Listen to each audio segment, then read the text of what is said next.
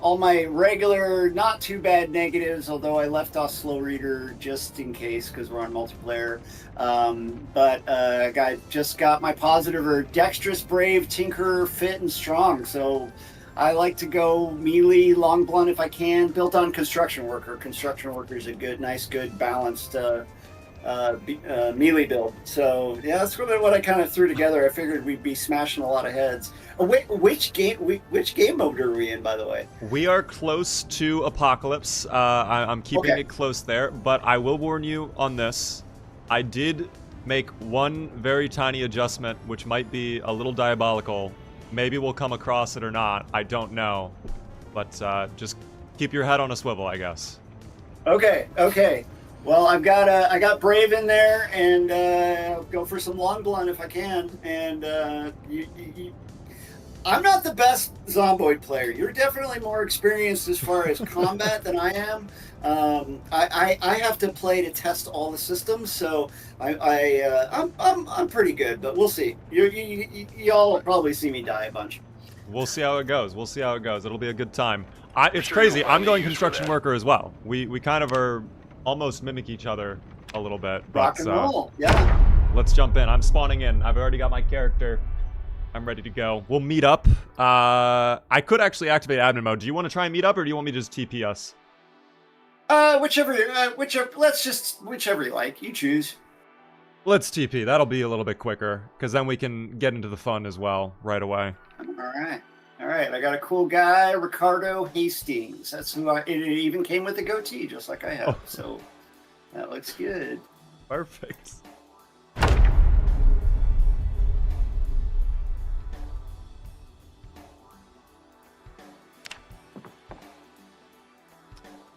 Need to just really quick.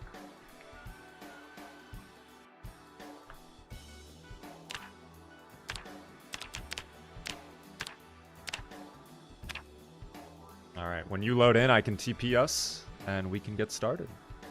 Alright, just joining the game. Muldra. Here's my character, and... Alright, joining. I created a new character accidentally, but that's okay. She has a cool haircut.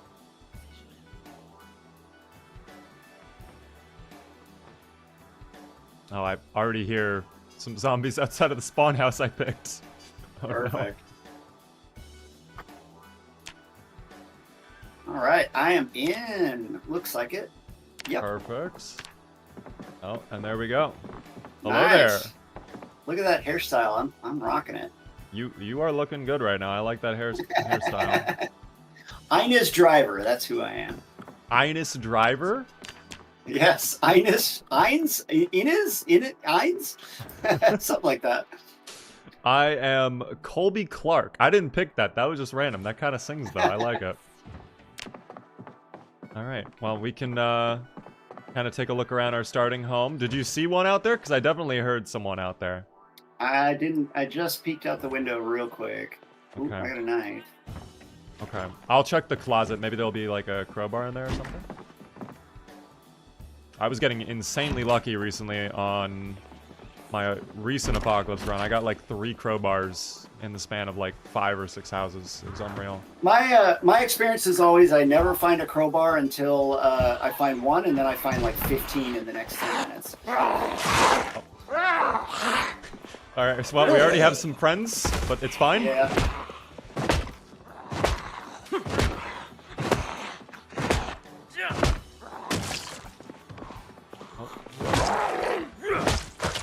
They're coming through the rear of the building, but I took care of them.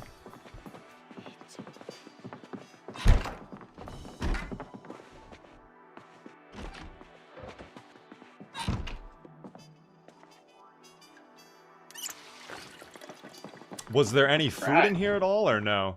Oh, there was. I grabbed a milk chocolate bar. I didn't check the fridge. I think. There's so much in there. There's lard too.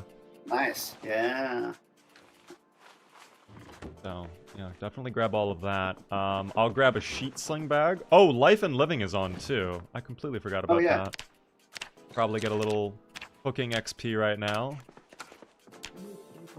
gonna grab a sling bag too. Unless there's something better in here. No, just bras. Just bras. Just bras. Look, we got plenty of bras. We're good on bras. Perfect. Oh wait, there might be a basement to our house. I'm just now noticing that. I was just seeing that, yeah. Oh, on the outside. Do we have the key though? I do not have a key. Do you think it's locked? Oh, it is locked. Okay, well, it was worth a try. Maybe one of the zombies will have the key. Who knows? I got a lighter. I think I took smoker. Did I take smoker? I think I took smoker as well, actually. So I will need to get cigarettes. Yeah.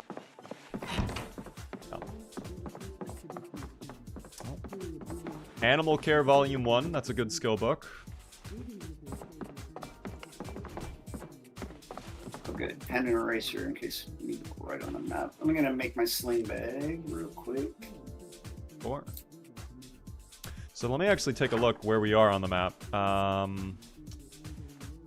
We're kind of down. I think we're close to Corman Medical, if I remember correctly. Yeah, we're on that. Yeah, oh yeah, on that little curvy bit. Yeah. Do you think you want to head up there? Do you think you want to turn that into our base? I love that building. You love that building, yeah. I do. The recreation of it, or the improvement in Build 42 has been amazing to see. I love what it has become. It's definitely come a long way. The team's been working really hard on it, and you know, I'm not sure if you saw the announcement yesterday, but we just published kind of the map to stable. I did see that. I was gonna bring that up a little bit later, but we can talk about that now. No, you are all good. This is a perfect segue. I was gonna chat about that. It's insane. After about 2 years of development work, we're seeing Build 42 finally go stable. How does it feel to have reached that point? Hold on. Okay, I crushed your head. Yes, it's super exciting. To the point where, you know, we got the announcement ready yesterday. I was working on it this week and getting ready to put it out. It's exciting and terrifying at the same time. Obviously, you know, I'm the new guy on the team, so this is my first rodeo going into reading glasses. Ooh, reading glasses. Sweet. Oh, are you short-sighted? No, yeah, I am. But 10% reading buff, baby. So true. But yeah, so sorry, I'm not used to doing it. Chatting while I'm playing. You're fine. It's I mean, there's a lot going on right now. There are some zomboids hanging around, so we'll clear them out. We can keep chatting afterwards, of course. Whatever you're most comfortable with. My thinking was like during the day we can go out and loot and clear places out, and at nighttime we can work on the base, relax, and maybe that's where we can do a lot of like questions and answers. Yeah, that works. But yeah, I mean, overall, you know, this is a really exciting time. The team's been working really hard, and it's going to be nice, especially to, you know, see it hit the broader, you know, Steam user base. You know, folks that don't want to opt into unstable builds, and that ride. So yeah, super exciting times. Well, that's going to be so interesting too, because I'm sure you guys probably have data on how many people have not tried Build 41. From my own chat, though, and just speaking with my community members, a lot of people have moved over to 42, but there were a lot that wanted to stay on 41 for the mod support, the more stable multiplayer, their long-term playthroughs. Do you guys wonder how those players who have not even touched Build 42 yet are going to feel about it when it finally goes stable and they're kind of thrust into the new version? Yeah, I mean, you know, the folks that are in unstable obviously are, you know, generally the more tech savvy players, right? Like even just opting into unstable is it can be a barrier to entry for folks, right? You know, the average player that just jumps into Steam and double clicks on a game, you know, they're not going to bother, you know, going through that process. And there's a lot of players out there, a lot of folks out there that they don't really pay attention to updates and things like that. So it'll be kind of a nice feedback loop for me to be able to see, okay, here's folks that just, to them, one day they just logged in and it's like, hey, what's this B42 thing? Wait, it's, completely dark at night. Wait, these things work differently. Oh, I can do all these new cool things. So it's going to be a lot of information to process, but again, also, a lot of people have been waiting, right? Like, a lot of people don't want to play where their build can, get nuked by an update or might have to reset, a server or anything like that. So it's going to be, exciting to have them on board as well. 100%. I think you make a really good point, because what I've noticed as well, there are some players, it's almost like Minecraft in a way. Watch your left. Oh, yep, that little guy. Hello there. Oh, there's many little guys behind the shed. Yeah. That's awesome. Okay. I have yet to find a weapon, by the way. That's why I'm kind of still pushing. Just rock with a saxophone. How's the saxophone? Is it going good? It just broke. Oh, okay. Well, at least you were soothing the Zomboid with some lovely jazz. Yeah, I'm going to put a feature request in for the saxophone on melee impact. I love that. It doesn't seem like the sax does. So, like maybe little saxophone squeaks. The flute does it too. Yeah. I didn't know the saxophone did not do that, quite frankly. Apparently. Interesting. My meat cleaver. I didn't actually put that on my belt. I don't normally use bladed weapons just because I always want to be able to grab sweet loot off Zeds. And one of my very early playthroughs, I found someone and I was like, leather pants, sweet. And then I stabbed him to death and then went, oh, I just cut up the leather pants that I wanted. Yeah, I've made that mistake myself sometimes, but that's just the level of detail. By the way, there's absolutely nothing in this shed. There's absolutely nothing. Nice. But that's the level of detail in this game. For me, that's one of the most amazing parts about this game, is there are so many things interacting with one another that you would never even imagine would interact with one another, and when you realize, oh my god, this had an impact on this, it's insane. It feels like you're playing something 1,000 years advanced from now. It doesn't feel like any other game I've played. Yeah, I mean, that's had an impact on me, both as a player, as a designer, right? Like, I've worked on some very high profile games and games that were very technically complex. I mean, Halo Reach was, incredibly technically complex from like a sandbox and physics standpoint and precision standpoint.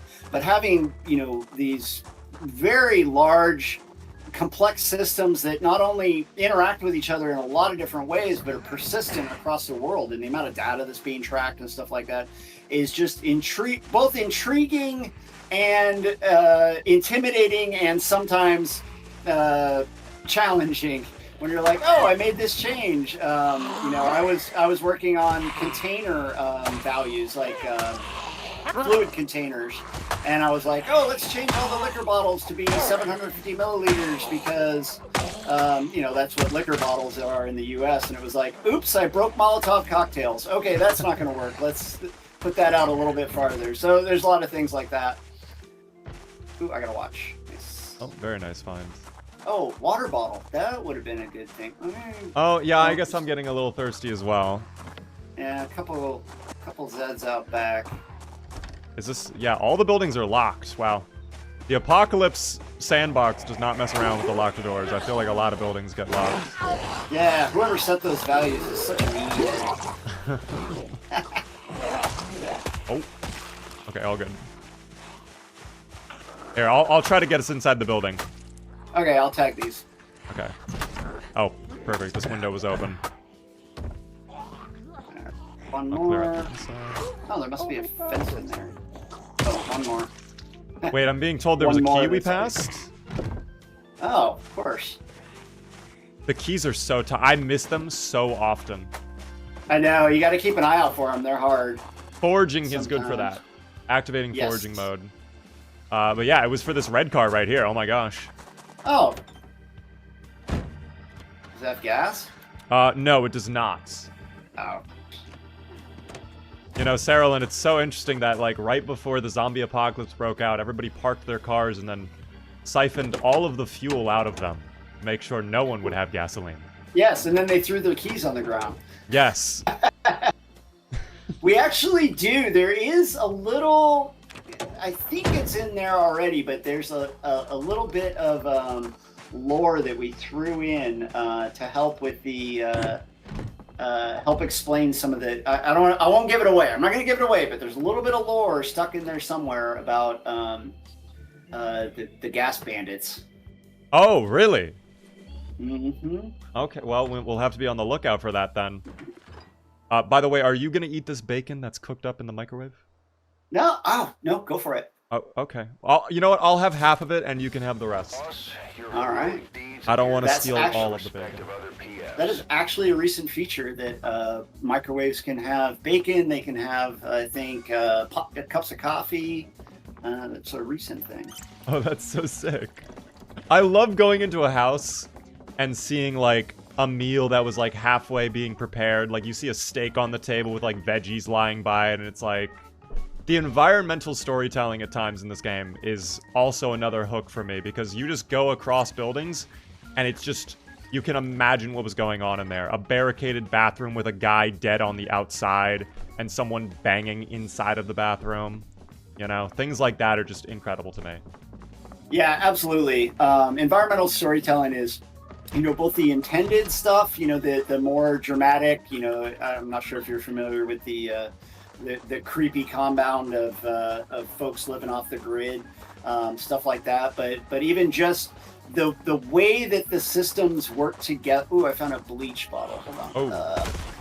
I mean, I don't need bleach, but I can use the way that the procedural systems, like the loot stories, and then, you know, the Zed stories of spawning, like, work together to build out the world. It really comes together. It's so much better, in my opinion, than more scripted events. You know, scripted type stuff is cool, but you very quickly as a player learn, like, oh yeah, okay, you know, every time I come around the corner, you know, this spawns or whatever, and it starts to lose its magic. But when you have, you know, the crashed ambulance in the middle of nowhere with the, you know, Zed still, you know, you got the two drivers and then the patient, things like that, really bring the world together.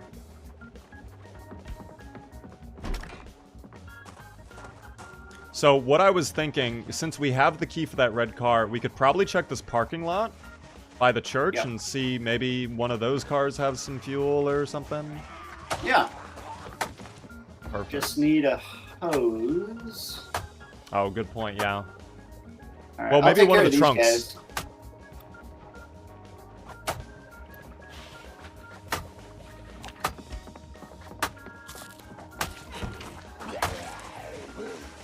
I'm a construction worker and I'm using a... You're going to town on them, though. It's working. Look at you go. There they go. No. All right. I bet this truck or something will have something in it. Oh, yeah. Gas canister right there. There you go, baby. Okay. Called the truck. Unfortunately, all of the other cars seem to be locked, but that's okay.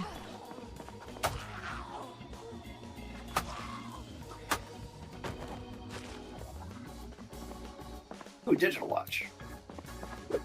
Well, this one actually, this white van does have fuel in it, so... Oh, cool. In fact, before I smash the windows, I'm gonna just look around. Maybe there will be a key on the ground for one of these new cars, and we can just take that instead. Yeah, especially with car alarms. Yes, good point. Very good point. Oh, there's a rubber hose. I got a rubber hose and a gas can, so we can siphon. Oh, but then never mind. We just probably take the fuel out of the white van, and we can head over to Corbin. I mean, I got a gas can and an empty bucket, so I will siphon if you cover me. Yeah, I got you. Which car are you siphoning right now? The white van. Okay, I'll cover you. There's only one little guy coming on over. He's taking his time. Yep. Or she. Or They're slow little creatures every now and then. That's one of the interesting changes we actually made to default Apocalypse is having the varied. Well, maybe that was in Apocalypse before, but I like having the differing movement speeds just because it makes especially when you're kiting big crowds, you don't have as much control. Whereas if they're either just slow or just fast shamblers, they're all kind of the same and you can move them all the same. But having that variety in their speed, even without sprinters, adds a lot of challenge. You can't just make them go exactly where you want to go. No, you are exactly right, actually, because I've noticed it is much harder to clear areas with the more traditional ways of like honking horns, using sirens, whatever, when some of them move really quick and others are super slow. Because by the time you get rid of the quick ones, the slow ones are still hanging around the building and more have come in to the sound of the honking. Yeah, and you get that kind of train effect.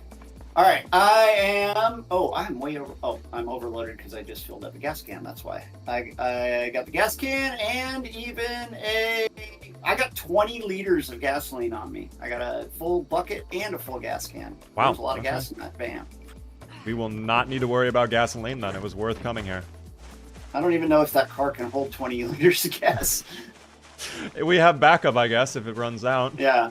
Not that I know what 20 liters are. I'm still an American. I don't. Very true. Very true. What is a kilometer? There it is. I'm actually curious. You live in Alaska, right? I'm from Alaska. I actually live in the Seattle area now. Okay. But I grew up in Alaska until I joined the Marine Corps and still have family there. I was just there, I think it was last there in January. Very nice. How is it in Alaska? Obviously cold most of the time. Well, I'm from South Central. I am just outside of Anchorage, which is the first stop on the Iditarod. And summers are a lot more like Washington. Summers are, except for it never getting dark, it's otherwise relatively normal. And winters can get cold, can get dark. But you kind of adapt to it. I actually do better in Alaska style winters than I do in Seattle winters. Seattle's are just wet and dark and miserable for 6 months, whereas Alaska, at least, even though it's cold, there's still sunshine. Well, it took all 20 liters. Oh, wow, perfect. Let me just double check the state of this car too. I'm curious the engine again. Oh, this engine's fantastic, 100%. Cool. So, yeah, we're good to go. This can hold up to 24, apparently. Cool. If you want to unlock the trunk, I'll throw this there gas you go. can and stuff in there.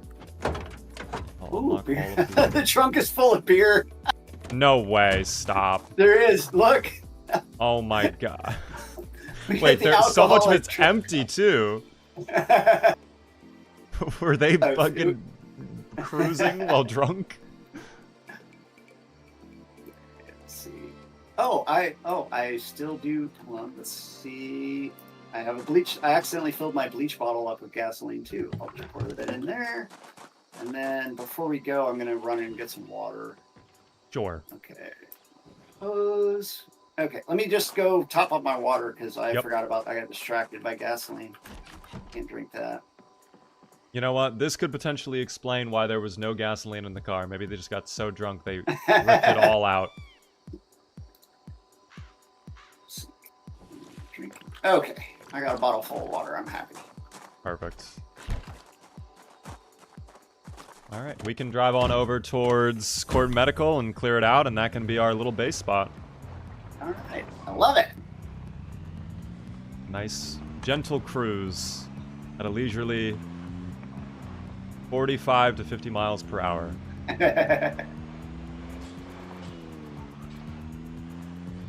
Now, one thing I actually noticed recently is with the new ragdoll feature added in Build 42, which I love, by the way, the zombies, they feel so much more difficult to kill with the car because instead of just immediately crunching to death, instead they just flop onto the ground and they want to get right back up or start crawling towards you. How has ragdolls kind of affected the game overall on that point, do you think?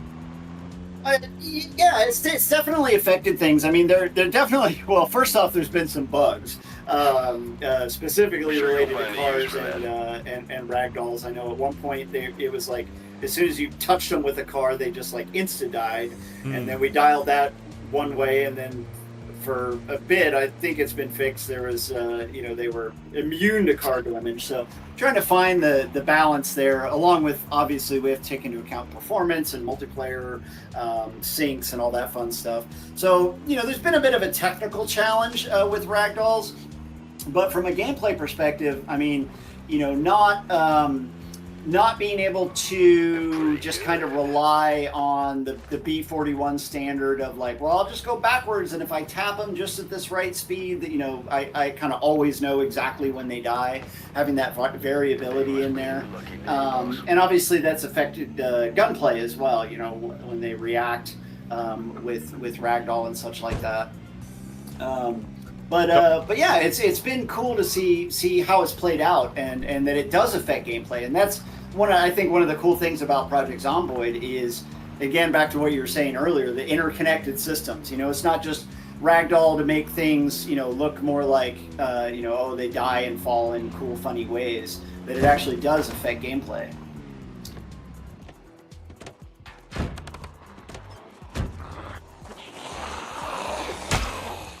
Got my short blunt now. Yeah, I found a saucepan. So kind of just diving in there right now, Sarah. Let me know if we need to back out. Just jump right into it. Okay. If we need to back out, we can. Let me know. Let's do it. As long as there's not 1,000 inside. We should be okay, and I feel like also with the fence right behind us, some of them might get confused and want the fence instead. Let's see the school back.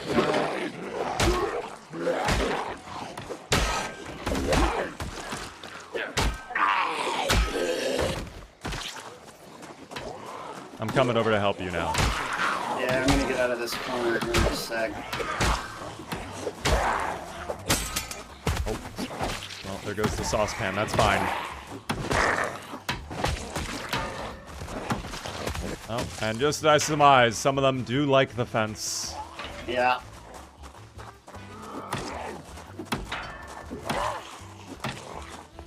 I'll look around for a new weapon. Even a rock will do. Alright, I'm gonna pop over and peg this guy. Sure.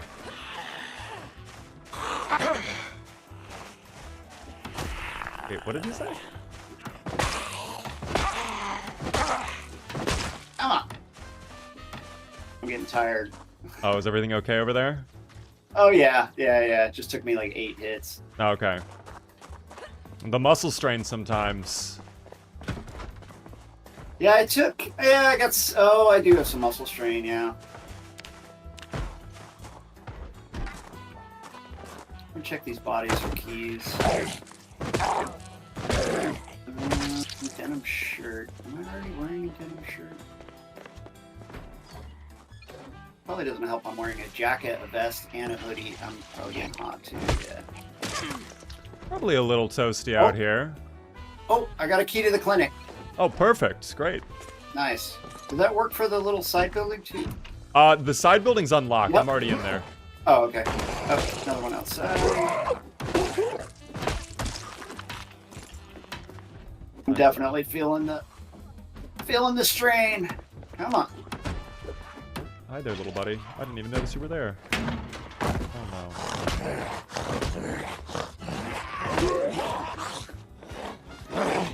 Love that sound of smacking him with the pot. The pot is very fun to use. There are just a lot of weapons in this game that are just very satisfying to smack zombies with.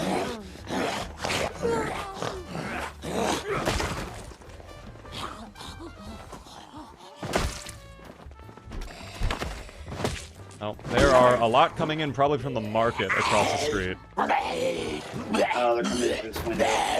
Yeah. Oh, there's a guy. Needs to stop, thank you. Yeah, there's still 4 or 5 more in the parking lot. Someone hears me because I hear them. Oh, I just heard a window break. Definitely take that. Where did that window break come from? Oh, he's in the dentist's office. Or Oh, this is. do you need me to come over? No, I got it. Okay. Well, it is going to be getting nighttime soon, so I guess it's good that we got to Corbin Medical when we did. I don't know if you're able to find a hammer at all. Not yet. Not yet? Okay. We might be able to make a hammer, though, no? With our crafting skill? Yeah, I think we can. Yeah, no, we can. Steak knife, tree branch, duct tape. That's really easy to get, relatively. There's a little closet in here. It might be... Oh, no, that's the bathroom. Never mind. I thought it might be a tool closet. I'll take a bandage, though. Hopefully I won't You need can it. check the buildings. I'll go forge around and maybe check some of the nearby buildings. And if not, we'll Okay. just go inside and rest for a little bit. All right, sounds good.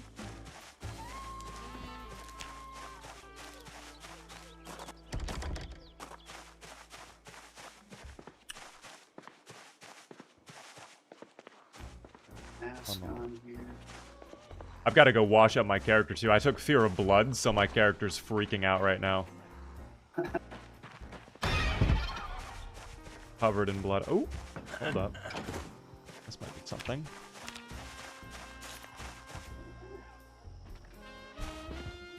Eh, not really.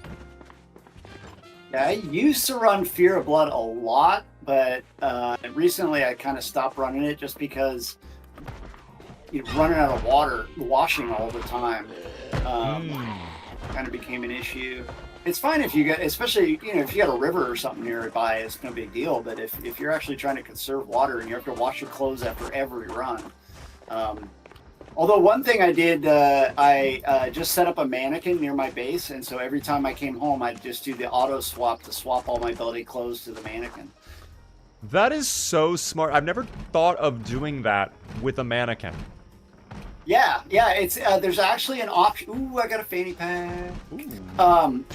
It's got a basically swap clothes option on the mannequin inputs, and so you can just walk up to it, hit swap, and it'll just swap your outfit with their outfit, and it works great for Fear of Blood. So you can basically just, or discomfort too, if you're wearing a lot of armor when you get back from a run and you're not actually in combat to reduce stress, you can just whip that off and shoot up.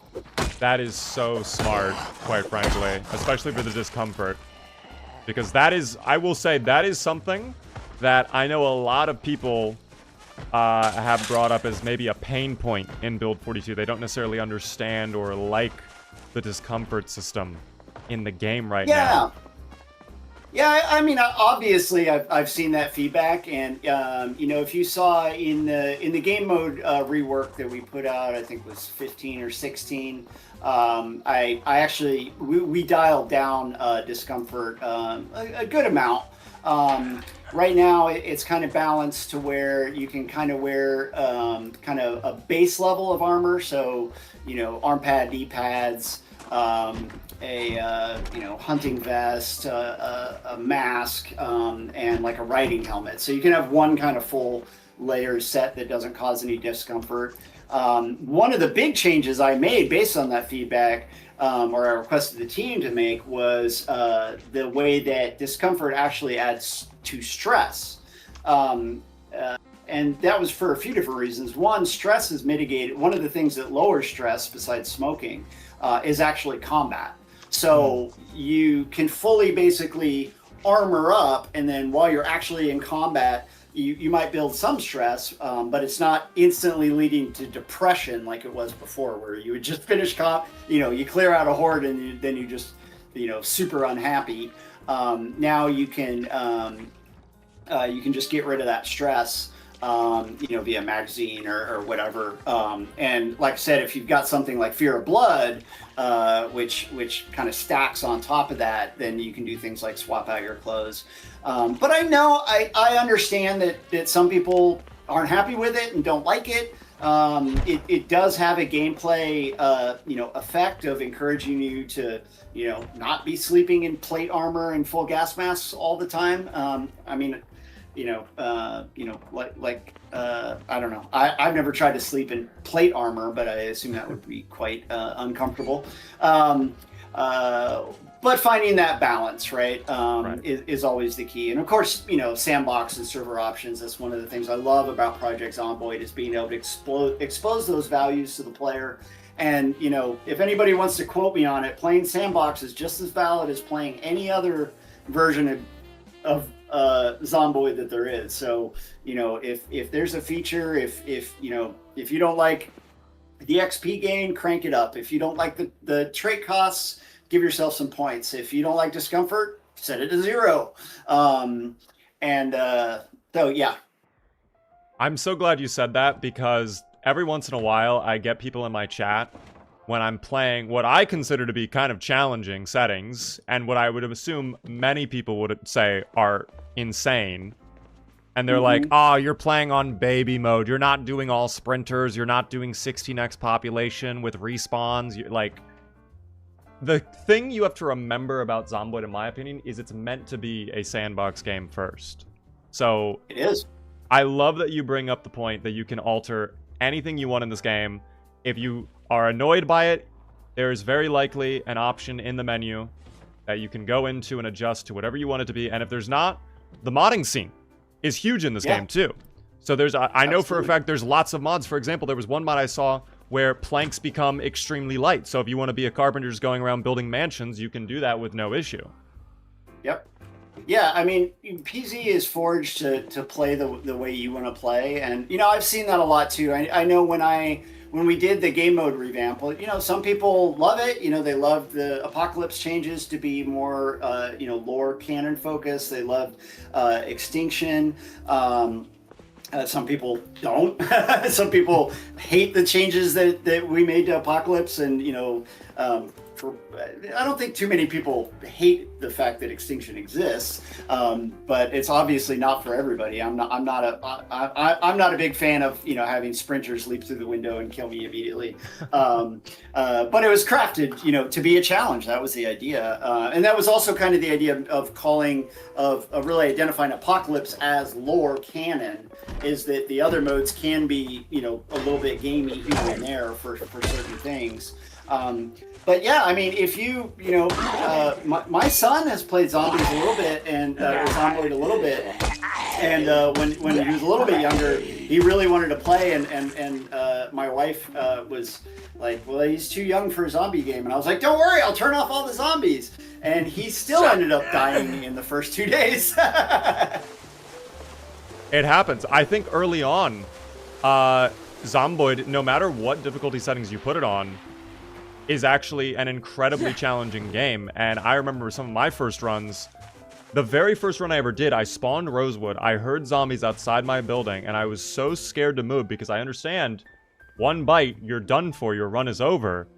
I didn't want to leave the house. I literally just stayed in the house, closed all of the curtains, and just hoped they would run away from my home. And of course they never did. They eventually found their way inside because I kept making noise.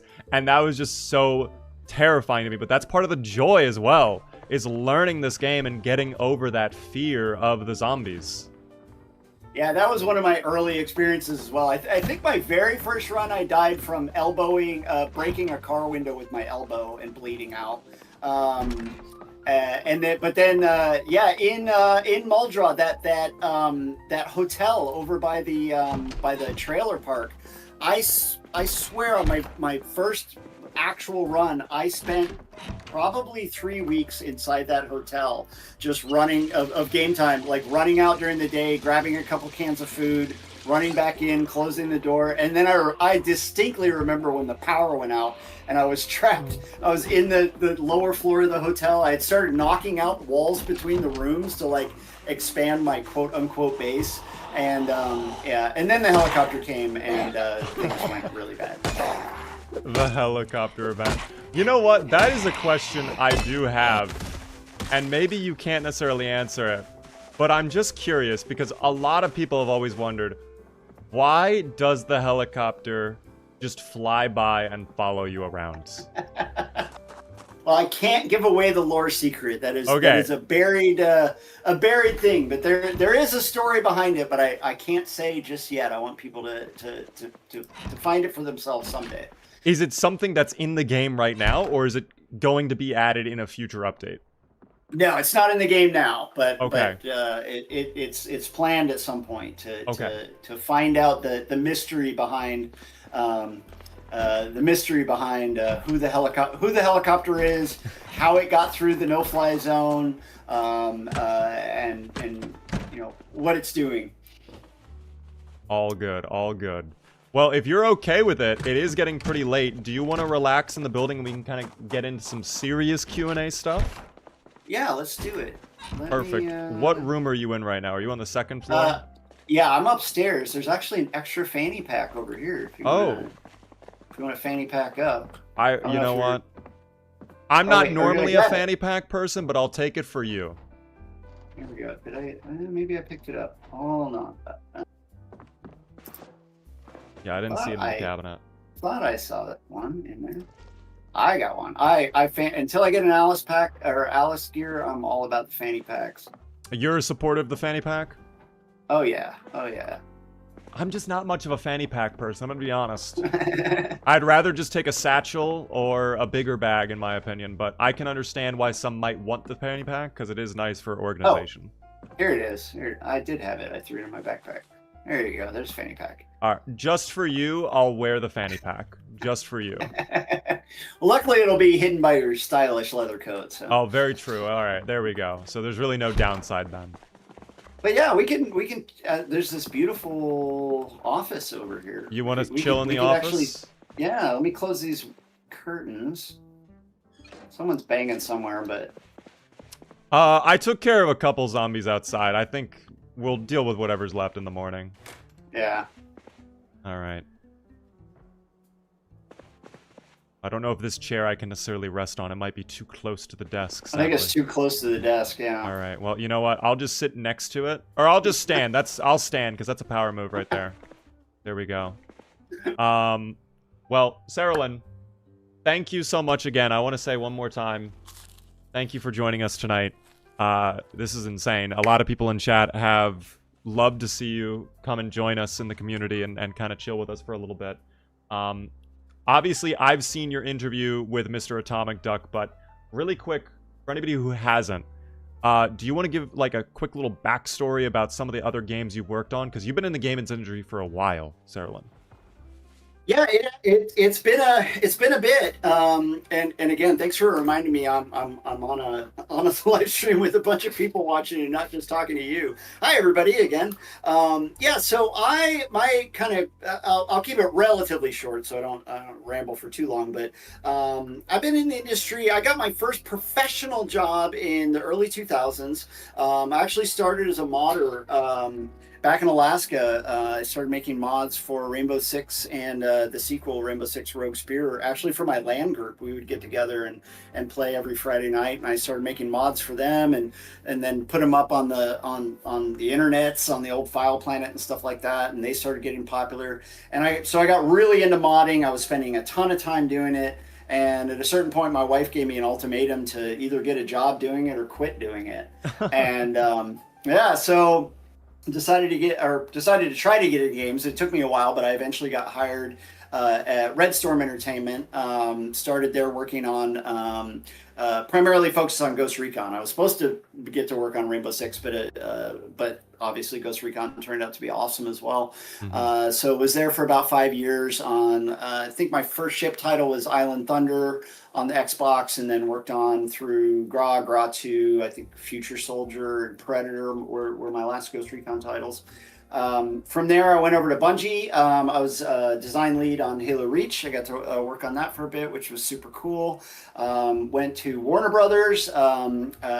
Again, classic games industry. Got hired to work on Mad Max. Worked on that for a little bit, and then moved over to some DC stuff and IP evaluations for kind of head Warner Brothers. And then spent some time working on what would eventually become Shadows of Mordor. Working on Lord of the Rings, got to go down and see Peter Jackson and do a bunch of the stuff around The Hobbit, which was, obviously super cool for a little nerd like me to, be down at Weta and holding Sting and doing all that cool stuff. Yeah, from there I spun up my own company. I did the indie route that most AAA folks do. I guess for me, more than once now. Did a Kickstarter. Had a game that we actually put the game out, but didn't do as good as we hoped it would. So from there, I moved on. I had been doing a bunch of like experimental. I started writing like kind of guides and tutorials on using Unreal Engine because when I was running my studio, and I always say my studio because it was called Cerealin, and that's like my gamer tag. So it's weird Makes for me sense. to call it Cerealin at the same time. But I've been doing like switched over to Unreal and had been doing a bunch of stuff with like Unreal VR. I did this crazy VR exploratory thing where you're a blind person in VR, which was kind of fun. And from there, Epic actually reached out to me, and so I joined Epic as an evangelist, and my role was primarily focused on helping indie devs using Unreal Engine. So I got to spend 6 years just like really immersed in the indie scene and helping them both from a technical standpoint on the Unreal side, but also on business development and marketing and getting on the Epic Games Store and dealing with just being really immersed in the indie game space. And so in 2023, I got hit as part of the great layoffs. Epic was on the cutting edge and started laying everybody off before everybody else in the industry thought it was cool. I was doing some consulting on a variety of different projects, and one of them that came up was IndieStone, and I'd been in touch with TIS since I first emailed them back in 2011, and had been trading emails and had met with them a couple times at like Game Developers Conference. And so I did some consulting, and then eventually that kind of snowballed into this role, the first dedicated game designer to work on Project Zomboid, which is, in my opinion, so far like the pinnacle of game design work. It's amazing, and very appreciative to the team and the community for giving me this opportunity. It sounds like you have been all over the place. You have been doing a ton. Halo, Lord of the Rings, Epic Games, Warner Brothers. Is there a game you haven't worked on? That's insane. Yeah, no. Well, I never worked on any Star Wars games. So I'll say that. I mean, I guess Fortnite had some Star Wars in it, but were you involved with Fortnite at all, or? Yeah, a little bit. I did. Some of the when Fortnite. I actually started the week that Fortnite launched free to play on across platforms. So when the Battle Royale version launched, it was like late 2017, and so it obviously exploded onto the scene. And for those first few months, it was kind of all hands on deck at Epic. You didn't not get to work on something on Fortnite. So I did. Outside of a lot of what I did was like we were actually running out of character concepts for like character skins and stuff. So it was kind of like everybody put in your everybody in the company was like submitting character sheets to the character team. Did a bit of that, and then I helped with some like blueprint optimization, which is the Unreal Engine scripting system, like optimization for like posters, and I did a lot of work with the team, giving feedback on just kind of base shooter, like core interactions, clambering, and things like that, and a lot of UX feedback, like the menus, how they flowed, stuff like that.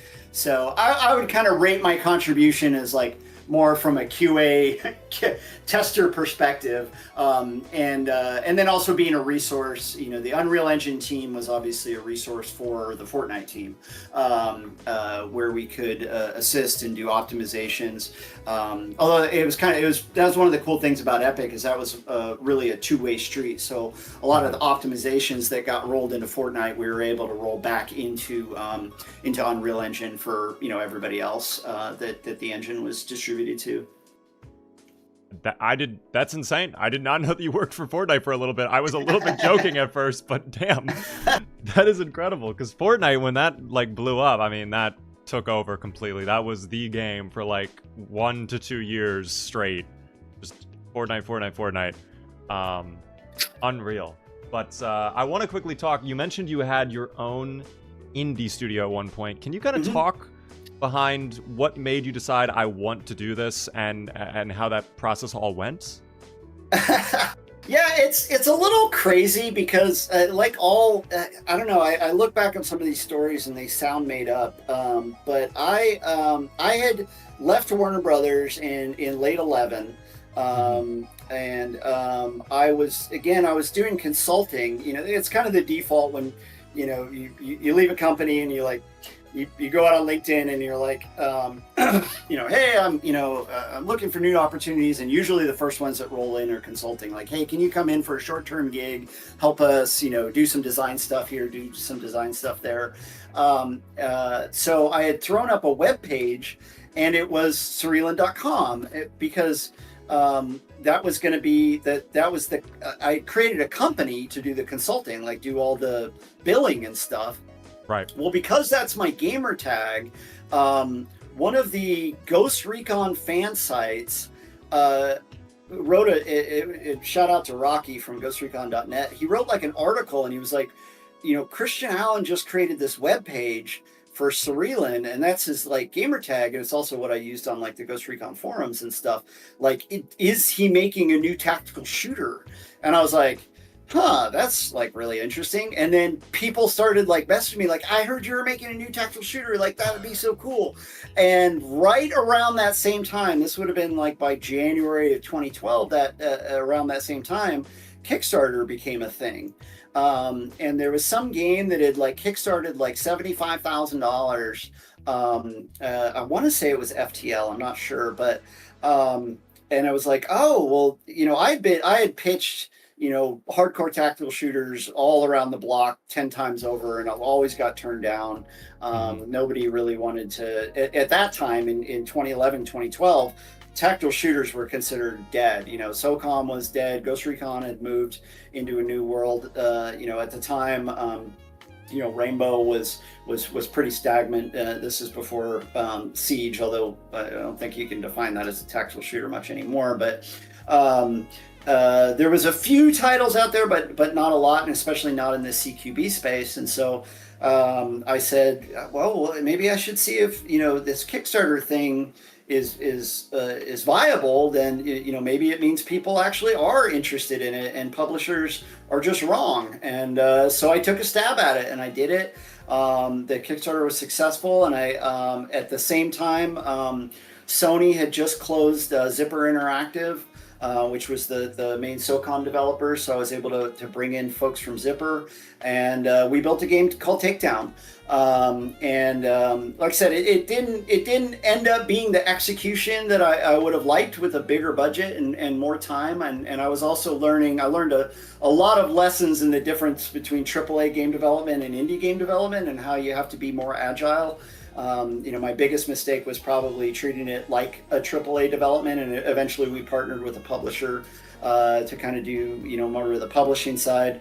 But that was about the time I actually first emailed the Indie Stone and was like, hey, I'm doing this too. Like, you guys have this really cool model, like any tips or any tricks? And unfortunately, I probably should have taken more of their advice. Maybe I'd have my, still be running my own studio, but it all came together in the end. Here I sit. So that worked out.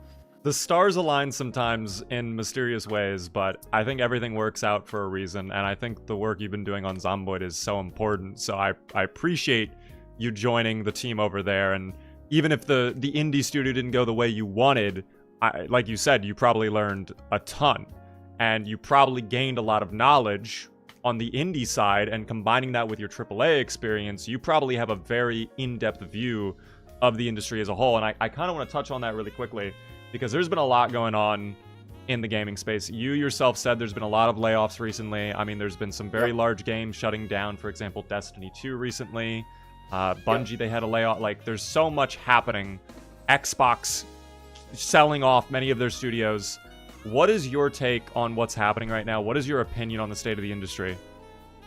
Well, Yeah, it's definitely been a big shift, and the obviously the Xbox changes and some of the stuff at Bungie and are kind of fresh in our mind. But this has been going on for a couple of years now. I joked earlier that Epic was on the cutting edge because they were one of the few first studios to have a big layoff in this kind of round. Some of this is, cyclical, right? Like, I joke that people are like, oh, Microsoft acquired a bunch of studios and then got rid of a bunch of studios. I'm like, again, like, okay, you mean like FOSSA, Ensemble, like that's happened before. But also, a lot of what we're seeing is adjustment to COVID. COVID, when COVID hit, and I mean the influx of people into gaming during COVID. So many more people were staying home and playing games, and it was kind of like, huge influx of people, huge influx of money, huge influx of money, both from players playing games, but also from like VCs. If you in 2020, 2021, you could basically go out and say like, hey, I've got three, I remember jealously looking back on, the story I just told about 2012 of like, not being able to ever raise money to make games. By 2021, it was like, hey, I've got three people and we're going to make an extraction shooter, or actually at the time, we're going to make a battle royale. There'd be some VC around the corner to be like, okay, here's $10 million, go do it. Because, with 0% interest rates, lenders could just, or VCs could basically, I mean, if I was them, if I was smart, I probably would have done this, right? Take out a 0% loan for $5 million, turn around, flip it into a VR, thing or a video game. And if the $5 million turns into $50 million, then you're golden. And if it turns into zero, well, declare bankruptcy and do it again. There's no skin out of their game. So all that led to, an over saturation. It led to over hiring. It led to, a lot of people, we saw everybody chasing battle royales in 2018, 2019, 2020. And then, oh, hey, there's this cool new game called Tarkov. Let's all do extraction shooters. Here's 10,000 extraction shooters. And the gamers can only play one of those at a time. And once if you're a Tarkov player, it's not like you're like, oh, let me go check out, the, new, other extraction shooter. You're probably just still playing Tarkov. Sometimes you might bounce around with some games within a genre, but you generally don't, play all of them. And I remember very distinctly in 2020 being in a room with incredibly high profile, very smart video game people. And I guess technically I wouldn't have been in a room with them. This would have been over Zoom. But them saying like, okay, one of the important things we have to remember is we can't treat this as a baseline. We need to know that, this huge influx that we've had is going to drop off at some point. Once people start going back to school and going back to work, and if the economics of anything change, like we can't, treat this as the new normal. Well, meanwhile, 3-4 years later, those same very smart executive people were treating it as the new normal. And I think a lot of what we're seeing in the industry is because of that.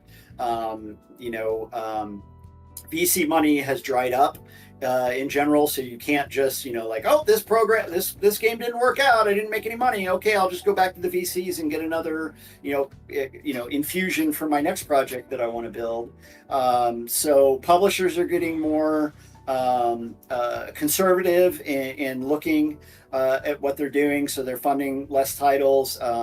Companies aren't able to carry as many people. There was a mass hiring bonanza during COVID, because it was like seen as like, oh, well, hey, we don't have to, it's free to hire people now. All we have to do is mail them a laptop and they just start working. We don't have to get them an office. We don't have to relocate them. We don't have to get them a desk. We can just hire. And so you saw a big influx of like middle management, a lot of middle managers, a lot of like back end folks. Some of which turned out great, and some of it just turned out,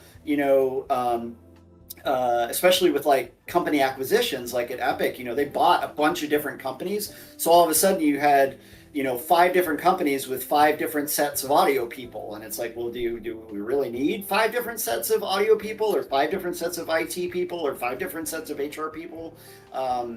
So I think all of those things combined, with a maybe more informed player base that when money's a little tighter in the world, you might not just go out and buy a title because it looks cool. You might go, well, I'm going to wait and see the reviews. I'm going to wait and see if there's enough player base. I'm going to wait and see that how things go. And so all of those things combined, I think, to lead to a lot of the contraction. I think that's what we're really in, is a contraction in the industry in general. And I think indies can be uniquely positioned to roll with that kind of stuff. They have less overhead. There's less craziness of like, well, if we don't ship this title this fiscal year and it make $500 million, then we're screwed. And also they tend to only be working on one project at a time, whereas when you're at a AAA publisher, and their big RPG flames out, that could affect your team, because all of a sudden you're like, okay, well, we were going to hire 20 people to help us with multiplayer, and they're like, no, you're not. And you're like, what? Why not? Well, because this other game that was supposed to make money didn't make money, and guess what? You're also in next quarter because we need to make money next quarter. And you're like, wait, we were supposed to come out a year from now. Well, not anymore. So yeah, I think indies can be uniquely, I guess, set up to deal with that kind of stuff, and obviously are kind of more directly plugged into their audience than maybe some bigger companies are. So kind of just to sum up basically your opinion, it's a lot of mismanagement from the higher ups, thinking COVID time is always going to happen, the economy, and just simply more competition, it sounds like. Yeah, I think more competition. I mean, the tools have been getting easier and easier and easier to create good games. The baseline when someone starts with Unreal or Unity right now is already like, where when I started my indie studio on Unreal 3, you didn't just open it up and already have a character running around and just go, okay, now I just start putting in assets and just start adjusting it. So, more people can make games, which is great. It's great for the consumer. I mean, it's one of the best times for the consumer right now. I mean, I don't know if what your Steam library looks like, but mine is like, it's thick, full of games. Yeah, it's thick. Like, I've gotten a lot over the Steam summer sale. Yeah. And you were right though. Indies kind of have taken over, in my opinion, because quite frankly, the AAA market, there's nothing coming out that really excites me. It's like Call of Duty number 28. It's like, I don't really care. But then indie games come out. There's always something fresh. They're always entertaining. And as a consumer, they're always like $5 to $10 normally. They're not that expensive. Yeah, and indie developers can, they can, and I hate to use this term because I hear other people say it, and I cringe a little inside just knowing what it means. But when folks say indies they can afford to take more risks, and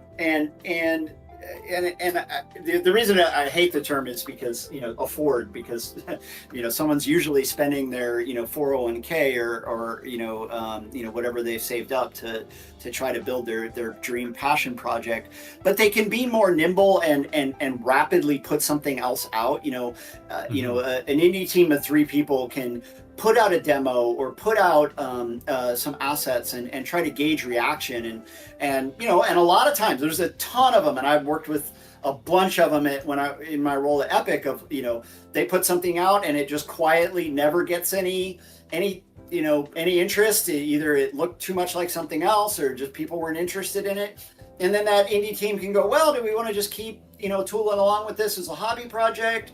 Do we want to try something else? Do we want to try something different? Do we want to just say, screw it, we don't want to do this?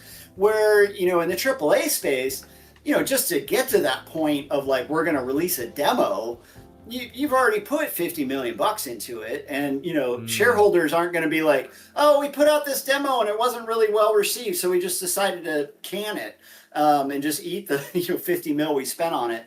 That's not going to happen. They've already committed at that point.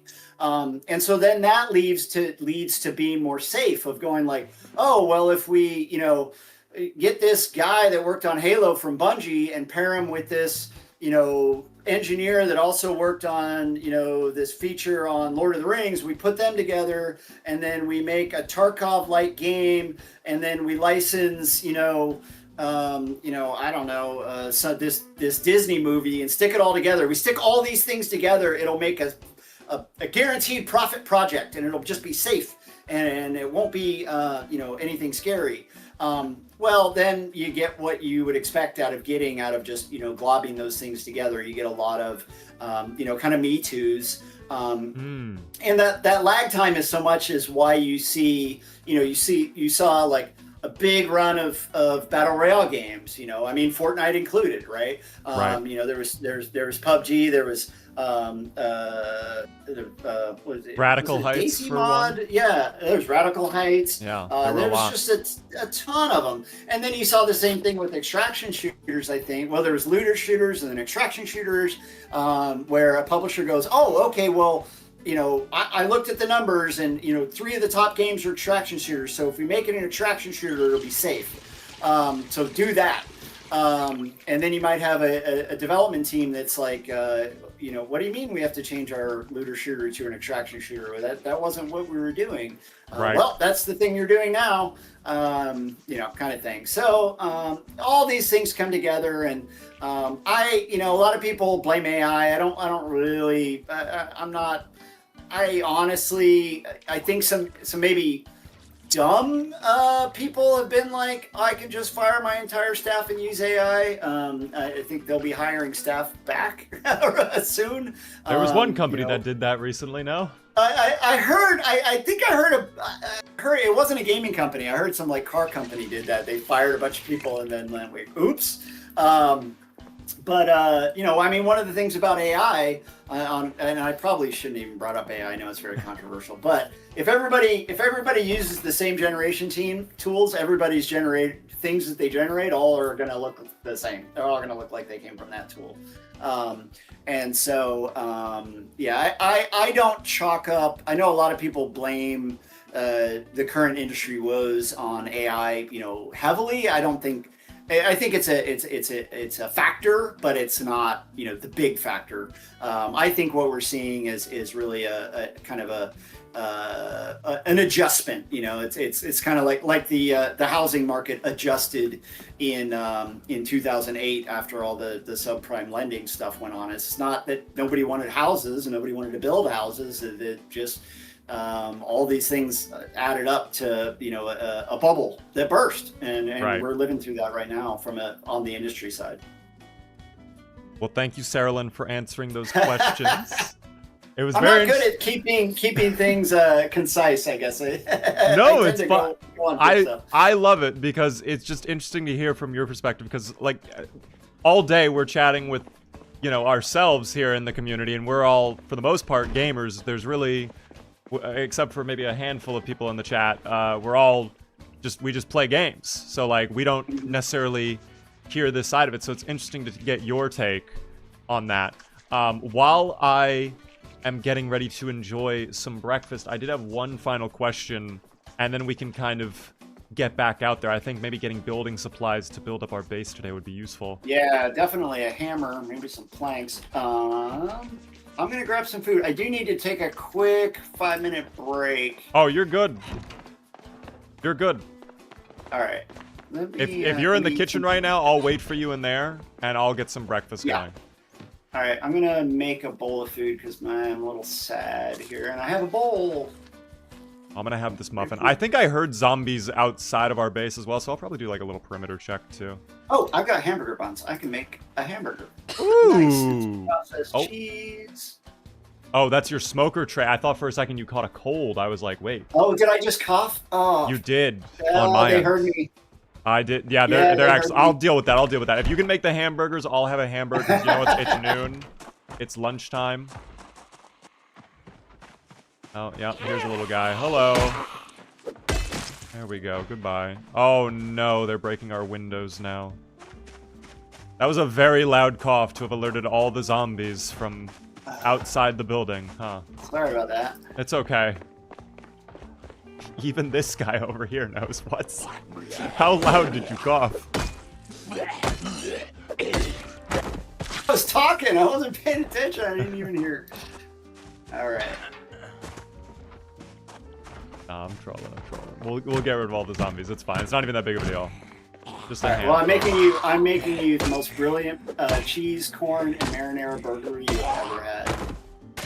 It's cheese, corn, and marinara sauce? Yeah, with some garlic powder. It's gonna. If you got any sadness, it'll take care of it right away. It won't add to it?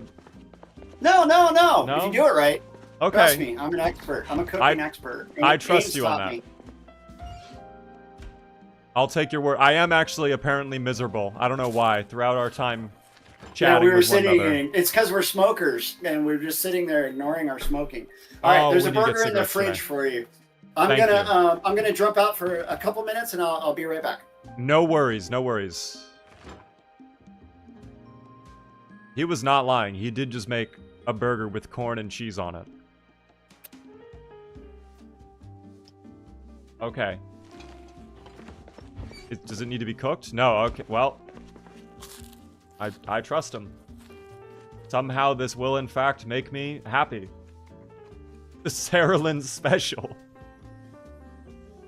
I hope you guys are enjoying the stream so far, guys. I apologize, obviously, that I'm not able to necessarily keep up and chat with all of you as much as I can, or as much as I normally do. But it's no worries. I'm actually, while he's gone... Oh, hello? Oh, it's just one little guy over there. Okay, never mind. While he's gone, I might go loot some of the nearby buildings. Just to see if I can get some decorations for us. Some things for the base, because I would really like to work on the base today.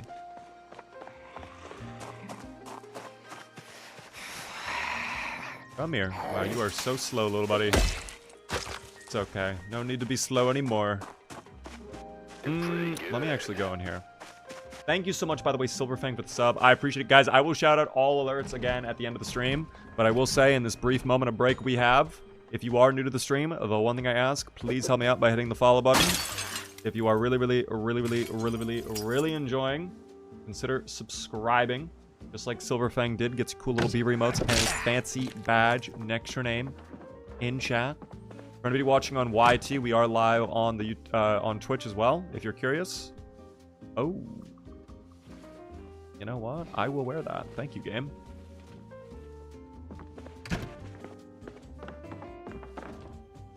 And a can of oats? Wow, we are getting lucky right now. Thank you, game. That's so kind of you.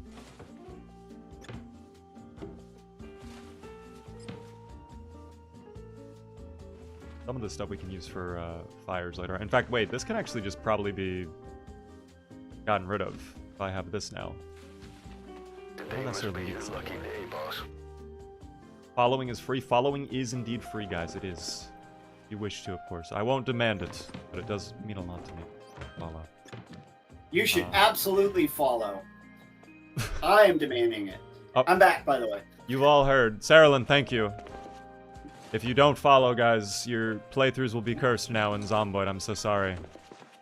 Bad RNG. Every house will have an alarm. You will forever have muscle strain if you don't follow Beaver. Oh god. For all constant muscle strain. I can't imagine a worse fate. I'm coming back to the house. I just found a golf bag, and I got some extra food for us.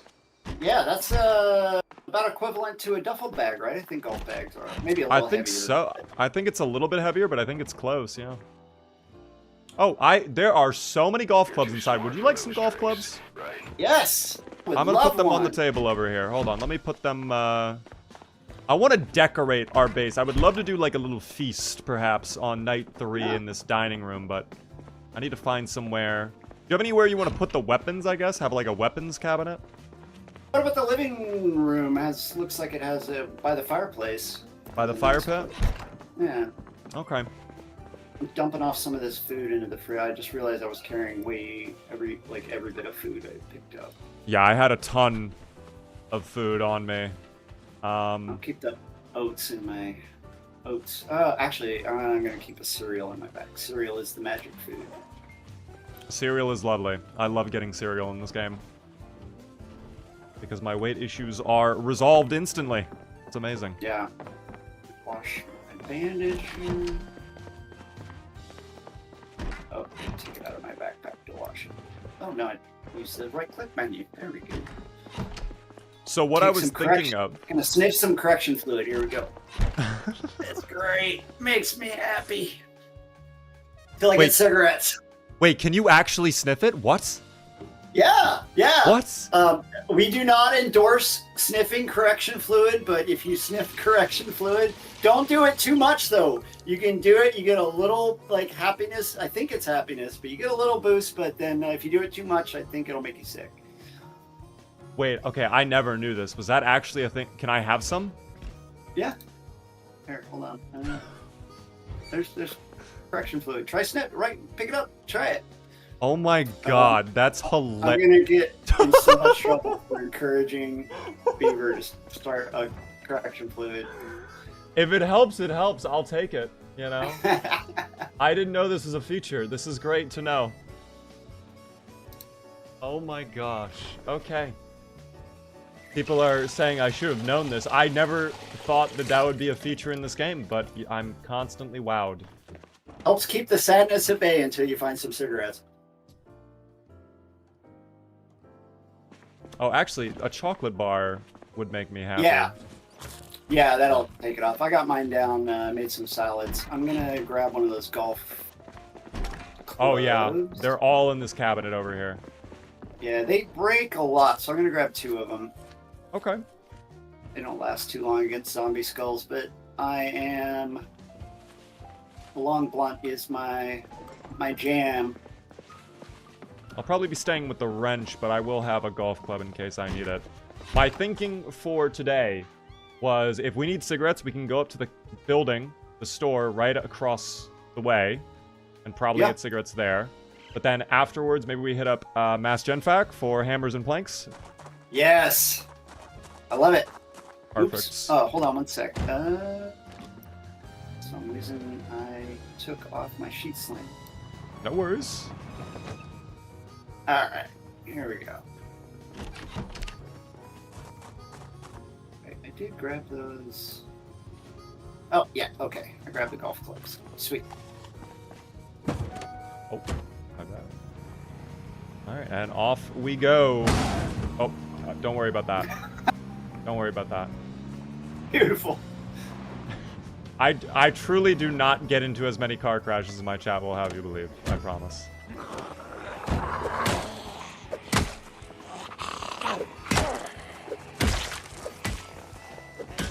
I actually kind of love that in Zomboid though now, with the corpses piling up.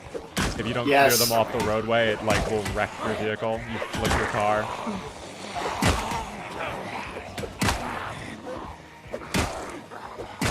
Oh, aprons.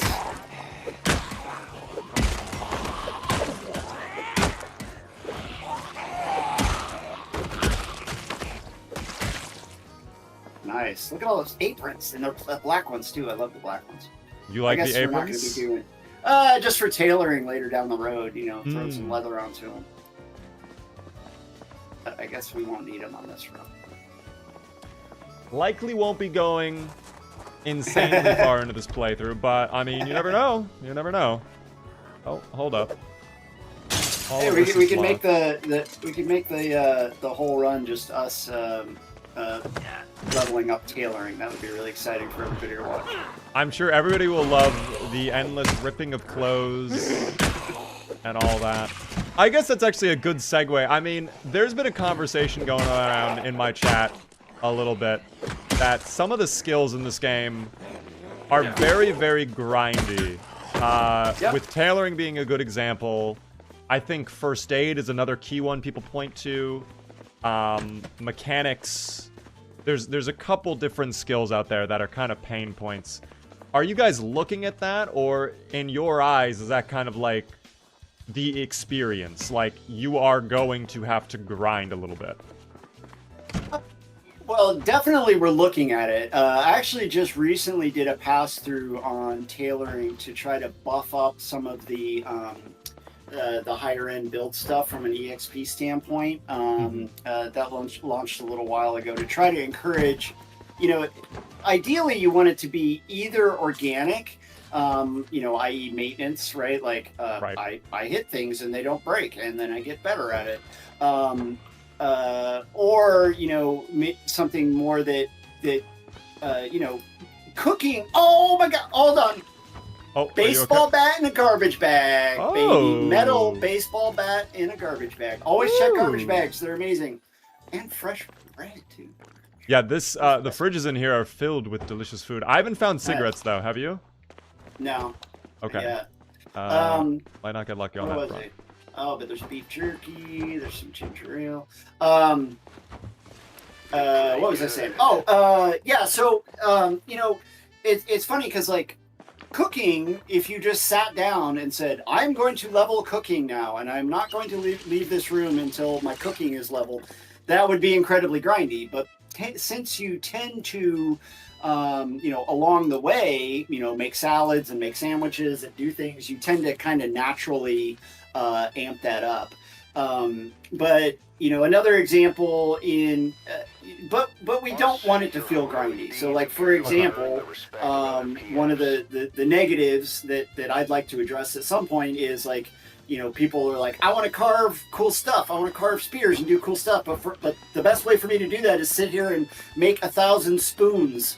Like that's not the intended experience. A lot of that is, you know, how the numbers work out and how things work out, you know, kind of more the meta. But, for example, the introduction of new VHS tapes for a bunch of the skills to be able to get kind of past that level 1 hump, be doing loot runs, you know, going out and hitting VHS stores, as opposed to you know, having to, you know, disassemble, you know, 1,000 watches or whatever. It's a variety of different angles of attack to address those, and it's going to be a long-term thing. It's not going to be something that, you know, we're going to pull the trigger tomorrow and everybody's going to be like, amazing, all these, like, I want the skills to be like really long-term viable and, you know, take me a long time to really, you know, feel like I'm really, you know, a badass if I got all these things, but I don't want to sit and grind them.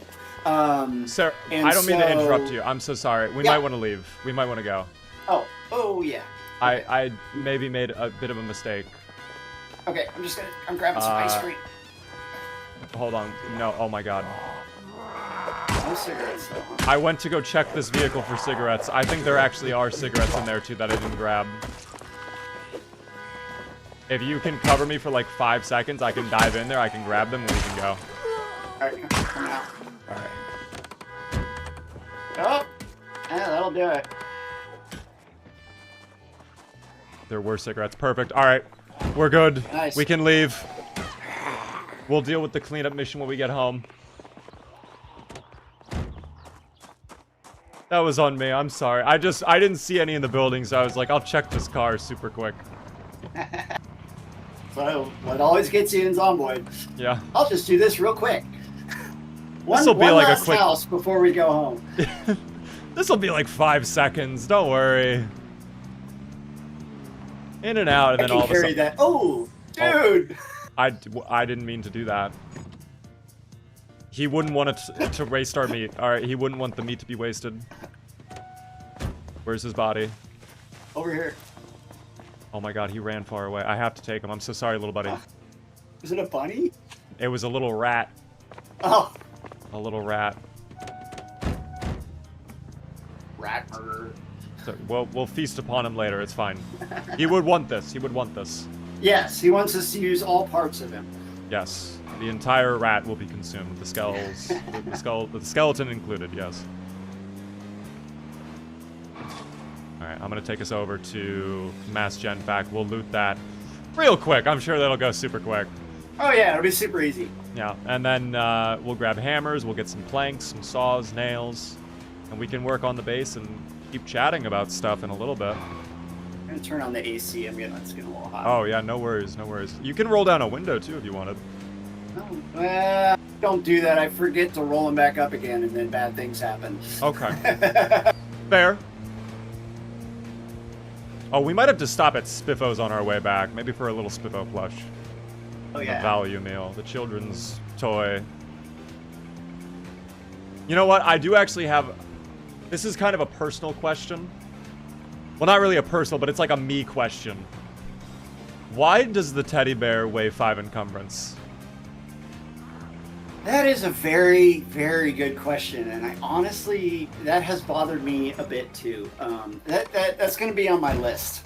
I fixed a few. Well, I don't want to say we or I. Again, everything's a we at the Indie Stone. So if I say me, I mean we. But right.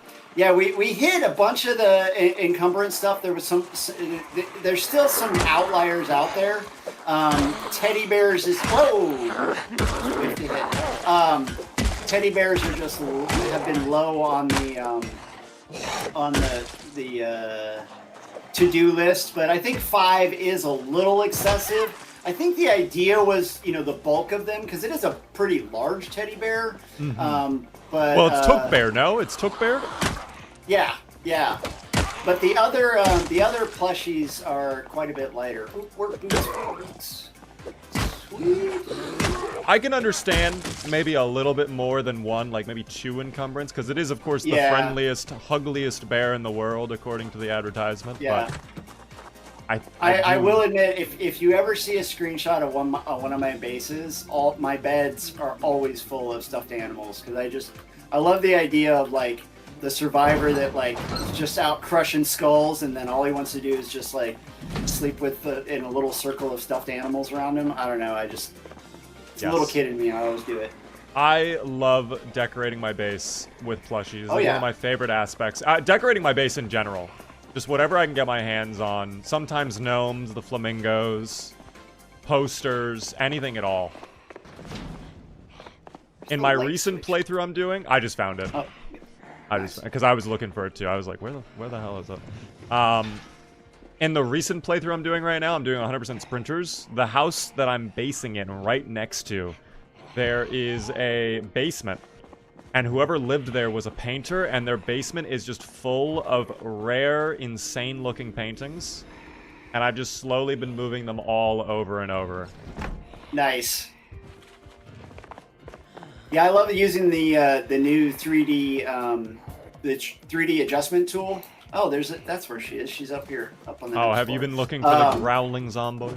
Yeah, I was like, where are they? All right, now she's dead. Perfect. Whew. Oh, someone's still banging on a window somewhere. Oh, and they just broke. Wait. Oh, in the break room. Oh dear. Oh, 3 of them. Whoa! I'm coming back. I'm coming back. Hold on. Sharpies. Are you okay? I'm bitten. No! Are you actually? Of course I am. That darn bandit. I went for the window kill, and there was 3 more right behind him, and they all came in on top of me. I was too ambitious. I should have fallen back. Oh, another one. Oh.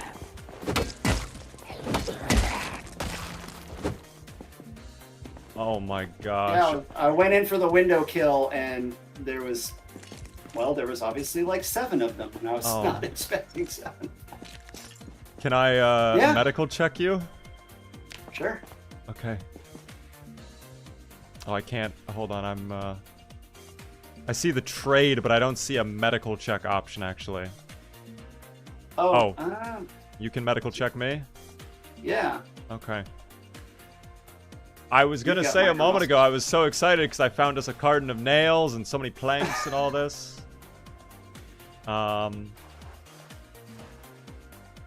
Well, darn. Darn, Well, darn, I should darn. last a couple days. You'll be fine. For another 2 days, Yeah. you'll be okay. You'll be fine. Yeah, and maybe maybe this bite isn't the one. Maybe this one, I'm like immune, right? You could be the first Zomboid survivor that's actually fully immune. Yeah, exactly. Yeah, let's say that. Let's go with that. I'm not. So It's fine. It's gonna be fine. Everything's fine. All right. There's no way you would transform into a disgusting monster. I think the only thing we need right now is planks, quite frankly. I've got a hammer. I've got some saws for us. We can load up the back of the car and get back to the house. Nails? I do. I have a whole carton of nails. Oh, that's why it took me a minute to get over to you, because I was holding onto this giant box. I am nearly a max inventory space right now. I'm nearly at 50, so I've got to go offload all of this. Yeah, I'm just loading up on planks here. Okay. Okay, just for the audience, I normally don't get this bit this fast in a run. Yeah. God. How often do you play Zomboid? What's like your best run ever, would you say? Without dying? Yeah. Like most survival time. Yeah. Well, the best one I ever had, I actually I did do a custom spawn point. It was on B41. I started at the what's it called? Busy. It actually might be called Busy Beaver. The campground. Camp Busy Beaver. Yeah. And I literally retired that character. I built a bridge out to the island, and lived on it. So I did like basically it wasn't really a wilderness run because there was stuff around there, and I did have to make some runs into town. But I ran it. That was my goal for that run, was to build a self-sustaining island, and made it all the way through the winter and spring. And then retired that character in the spring once I had lived through the summer using trapping and foraging. So that was probably my longest run. In build 42, I tend to run. I'll run the unstable beta until the next build is coming out. So actually, that screenshot that went out in the update, that's actually my 419 run. I decided to do Irvington and conquered Irvington basically, and I'll retire it once 420 comes out, and then I'll get to do a really nice long run. So that is sick, actually. That you so you basically made it like a full year in Zomboid. Yeah. That is not an easy feat, because I know a lot of people who have not been able to do that. And technically not even myself. My official PB is 7 months, 29 days. And unofficially, it's about 9 months. And I say unofficially because I moved it into a multiplayer server. I kept that character and all their stats in the world. And then, just continued on with that. Nice. Oh, are you serious? Seriously? Oh my. All right, here, I'll give you the car key. I'm gonna go in there. We can't leave without a Spivo plush. I just dropped it on the ground right there. Got it. You keep the car running. I'm gonna go in for the Spivo plush.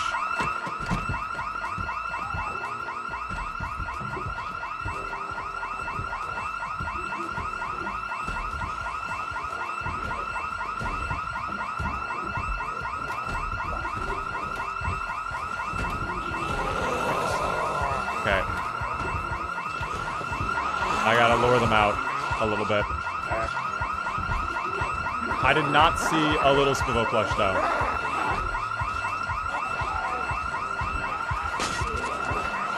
Where are we though?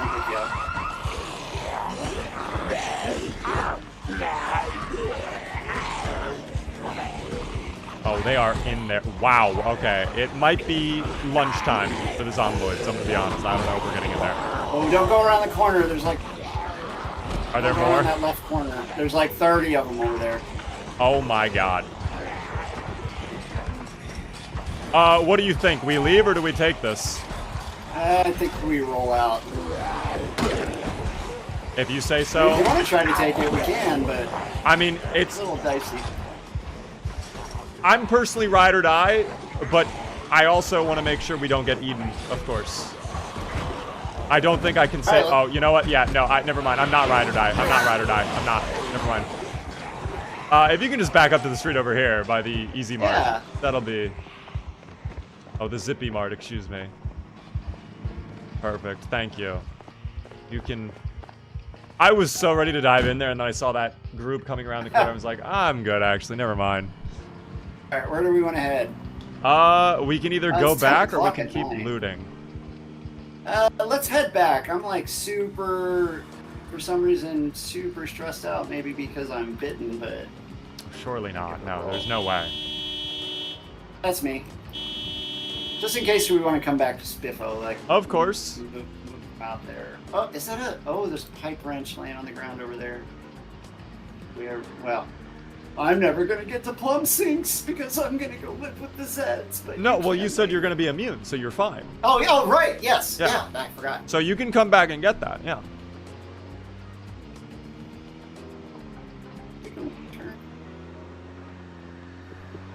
Oh. Okay, this cuts... No, that doesn't... Oh, no, yeah, I took a wrong turn. Okay. No, I think you're going the right way. You're fine. Yeah, this will take us over. Check my map. Oh, yeah. Oh, yeah. Yeah, if you just keep on this main road, we'll get there. Yeah. Okay. So. I was going to hold off on asking questions from the audience until the very end, but I do have a question from Chris that I think we've already answered, but I just want to bring it up. Seeing the Spiffo restaurant so many times, do Spiffos always guarantee alarmed buildings, essentially? The answer is no. Yeah. Correct. Yeah. Okay. Yeah. Everything is random on the map. That's kind of the ideology behind this game, no? Yeah, pretty much. I mean, like, game mode settings control... I mean, obviously, like in Extinction, they're cranked up, so there's more of them, more chances that each house will have a alarm. But I don't believe, and I could be wrong, because Zomboid is so complex. You know, there could be an increase of, you know, possibility that commercial buildings might have a higher chance, but I don't believe so. I believe it's random, a random percentage of buildings based on the sandbox settings. Yeah. All right. Well, I've got so many nails right here, ready for all of us. This is going to be more nails than we ever need. I threw my plank. I was wondering why I was fighting so slow, and then I realized I didn't actually drop those planks, so I threw them in the back seat. Oh, there's even more beer in the back seat. This guy, whoever had this car, had some serious life issues. They were booze cruising. We can't... I mean, in the Zomboid apocalypse, it's fine. They're allowed to do that. Oh. I think there's a little guy coming over. I can deal with the little guys if you want to just unload the car. I do have a flashlight as well, which I think is great. I love the new darkness added in Build 42 because nighttime now actually feels like a proper threat, especially if you go the absolute darkest mode without cat's eyes too. It's like you can't see a thing. On Extinction mode, it can be terrifying to be out stuck in the dark.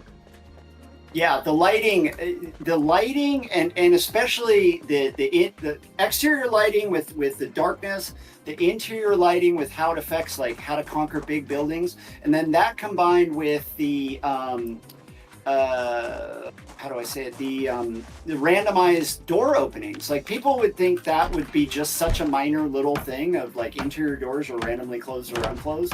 But for me, at least, going from Build 41 to that really affects how you're clearing interior buildings. And then after the power is going out, when you're having to clear a big complex, and some doors are open and some doors are thing, and it's dark, and you don't have the angled flashlight yet, so you're like, well, do I want to carry an extra bag full of loot, or do I want to put my flashlight into my primary? Like, all of those things come together. It's funny because to me, I'm just working on a more advanced tactical shooter that any of the other tactical shooters that I worked on in the past because of those kind of tactical choices that you have to make. It's like so cool. Did you happen to have those planks still? Yes, I got 5 of them. Okay, we can kind of spread them across the different windows we have. I just put 3 on the front window. Oh, did you want a cheeseburger too? I was able to get these out of Spiffos before everything went to hell. Nice. Yeah, we can both enjoy a nice Spiffo burger together. I got some extra food. I'll throw in here. I'm gonna add some ranch dressing because I am super depressed. For some reason, marinara, maybe some garlic powder, and some cabbage. That sounds good. A cabbage burger. Cabbage. Yeah, I love some cabbage on my burger. You know what? The reason why we're probably sad is smoker trait. So if you want, I have a cigarette pack. Oh, that would be great. Yeah, here, let me take out a cigarette. I'll drop it to you. Or I could trade it with you too. The trading system. What is the thinking behind the trading system? Because it seems kind of almost out of place at times, almost like a leftover from maybe an older build, no? Yeah, I mean, a lot of the kind of multiplayer oriented interaction systems, they've been kind of long running and long burning. I haven't personally focused on a lot of them. You know, some of the other team members have handled stuff like the safe house system, some of the various different faction system. It's always a challenge in multiplayer because, you know, it would be easier if everybody just like, you know, role played all the time and just stayed in character and everything. But a lot of systems like that are thought about from a, you know, especially in multiplayer, you have to take into account some people might have VoIP, some people might not have voice interaction, some people might speak different languages. You know, so how do they communicate and indicate to each other? That's where a lot of those systems kind of come from. You know, if we can't talk to each other because neither of us have microphones, like I can do a trade initiation to you to be like, hey, I'm actually gonna, you know, trade something with you, as opposed to maybe doing random dances while you're dropping things on the ground or something like that. When you put it like that, no, that makes a lot of sense. That actually is good context for some of that stuff. That's really good context. I actually eat my amazing burger. Okay, smoke a cigarette. Here, let me enjoy mine too. There we go. Delicious look Spiffo at burgers. us. Yeah. Cradling the burger too, the way we hold it. Look at that.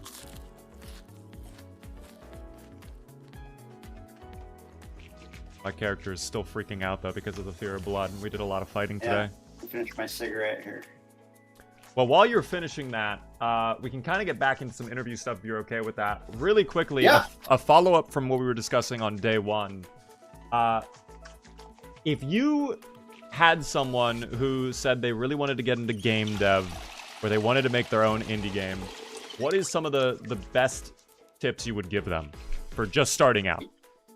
You know what's hilarious about that is that question is I think in 2013, I don't know, somewhere back in the early 2010s, I actually wrote an article, and apparently it might still be up, but it was like 10 steps to start being an indie dev. And I wrote this article on Gamma Sutra, which I think is now like Game Developer or something like that. But it was essentially go download an engine, Unreal or Unity. I'm a little partial to Unreal myself, but that's just because that's what I'm most experienced in. Obviously, there's Godot, there's GameMaker, you know, there's a bunch of options out there. Grab some basic asset packs that you can start playing with, and start building a chunk of what you want to start doing. All the materials out there are there for the picking. You know, YouTube tutorials, there's Udemy classes, there's asset packs. Now that doesn't mean that's what you're going to ship with. If you just build everything out of plug and play modules, that nobody's going to care about that because it's going to look like a collection of plug and play modules. But it'll start teaching you. And then one of the big steps was get a backup system, get source control, whether it be Git or, whatever, back up your work, start understanding, what source control is, and because it can be really effective, even if you're a one-person team, being able to roll back stuff and things like that. And then just start iterating that idea. Start small if you can. One of the best exercises I ever did, and I actually used it as a demo when I was at Epic, is I built chess in Unreal Engine. And I did it using there was a set of marketplace assets from this game called Paragon. It was a MOBA game that Epic had made, and the game got kind of canned, but they released all the characters for free on the Unreal Engine marketplace. And so I built a chess game using these characters. And as a training tool and a learning tool, like if you're like, I'm going to build a chess game, and really the idea is any kind of game that has an established rule set where you're kind of following that as a design document and being like, well, how can I implement that? How, should I interact with the chess pieces using a mouse and keyboard? How's that going to work on a controller? How should I do the UI? Like, should I do save games? How do I set up all that? Like this is why I tell students this a lot. Like, instead of like, here's my magnum opus game that I always wanted to make, and I'm going to make a, MMO with, RPG and RTS elements, and then you get overwhelmed and quit. Start on something small like that, or an element of your game that you want to build. If you want to make a platformer, like just focus on a character platforming through the environment, that kind of stuff, and just start doing it. That is really the best way to do it. And then the other thing I would really encourage people to do is modding. It's how I got into the industry. It builds portfolios. It's one of the reasons I got hired at Project Zomboid, because I made mods. I actually just started making mods for PZ, both for myself and to have like a creative outlet when I was still working at Epic. And I was like, I don't want to work on Unreal on my off time. I want to be creative somewhere else. And so I did a pillow mod in Project Zomboid, and I did Spawn mod and a few others, like the skyscraper, one of the skyscraper challenges. But yeah, modding, the great thing about modding, and this doesn't necessarily apply to Project Zomboid, but modding a fully released title, say something like Fallout, or even older games, Half-Life or something that has a really established modding scene and a very stable code base to be able to work from. You're working within that development environment. One of the challenges with starting with something like Unreal and Unity is that you can kind of go anywhere and do anything, and that can often get you in trouble. When you're early on, of like, oh, I added 10,000 characters to my game, and now it runs at 1 frames a second. How do I fix that? Whereas if you're modding within a already established game, then say for example Fallout 4, you're working within that framework, and you're also learning to deal with things like, for example Fallout 4, you're learning to deal with little quirks and things in the pipeline and how it works and what the engine likes and what the engine doesn't like. So yeah, that's kind of how I would encourage folks, get out there and start creating content. You're going to learn a lot about the process. Hopefully you're going to build a portfolio, and you're going to want to learn what you like and don't like. There's a reason we have discipline. We have artists and designers and engineers, because people tend to be good at different things and talents in some things, and also people what they like and don't like to do. Well, that's awesome. I appreciate all of that insight on the developer side. I want to jump in though and kind of talk specifically now about Zomboid and the upcoming stable release, because you guys, like you mentioned previously, the blog post went out. It's coming out soon. We're going to be getting stable finally after 2 years. And I have to say, you joined Zomboid in February of this year. Is that correct? Do I have the timeline right? September of last year is when I officially, my day one, yeah. Okay. So you've been around Zomboid for a while as a player and a mod developer, but you've only just recently joined the development team. Correct. How has the development process changed on Build 42 with your arrival? Has it changed at all, or is it still kind of the same, would you say?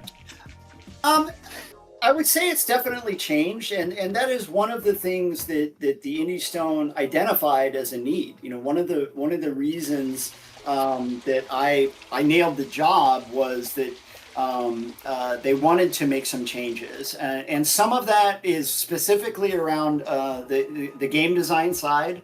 You know, when you have 20 folks sitting in a call or on a Slack thread, talking about, well, should barricade be re-implemented into the right click menu, and if so, how should it be done, or where should it be? And it can be hard where you might have 15 people that are like yes, and you have 15 other people that are like no. So a lot of times just having someone whose role it is and job it is to go, yes, we're going to do it, this is how we're going to do it, and if it doesn't turn out, then yeah, it's my bad, I'm sorry. So in a way, you've kind of taken the reins then, almost. Not necessarily from like, I'm making all the decisions, but like, this is what we're focusing on, it sounds like. I think so, yeah. Prioritizing features, I think, is a big part of what I've done. And that could be from, sometimes that's from, that doesn't, yes, I would want to change that, but it's not really hurting anything right now, and it, affects a bunch of different systems, so let's just leave that sit for right now. It's not really hurting anybody. It's quirky, and it might, as a designer, might annoy me. For example, like, car battery chargers work one way, but TVs work another way. Like, but that's okay for right now. People grok it. It's okay. But a lot of times it can just come down to, we have 3 different proposals on how to make this better, and they're all equally valid, and they're all good ideas. Which one should we do? So it can be like, cool, let's do it that way. A lot of times, when I'm working with engineers, they'll give me like, hey, here's the 3 proposals. Like literally this happened the other day. It was like, here's 3 ways I as an engineer see to, tackle this problem. They're kind of all equally valid from a code perspective, but I'm not quite sure which one would be best from a gameplay perspective. And I looked at it and was like, oh, well, this third one it's consistent with the other one, or with this other feature that's similar to it. And I think it would be discoverable to players to have it implemented in this third way. So let's roll with that. So that kind of process, I think, has helped a lot. Being able to kind of, approach things from the 10,000 foot level. A lot of the stuff with like the right mouse click button was like that around that. Like even on your oven right now, if you click on the oven, you see on the right hand side of the loot menu, you've got turn off and you've got settings. And that feature and along with the kind of loot stuff, the move to floor, that was one of the developers took the initiative and came up with that concept and to put those buttons there, which was really cool. But again, at the time, then that got pulled off of the right mouse click button. Well, if you were used to right mouse click, you might never even look into that lower corner and go, oh, I turn it on and off here. And so in this case, we ended up duplicating it, so it's on both. You can right click, you see gray oven, you see turn off, you see settings, but it's also up there on the right hand side. And that's okay that it's in 2 different places. Some people might like it one way. Another example, using this menu as an example, was in the original implementation, all those buttons were they were oriented on the left side of the UI box. And so if the object had like the turn off and the settings like this oven does, it would shift the take all and move to floor over to the right to accommodate that.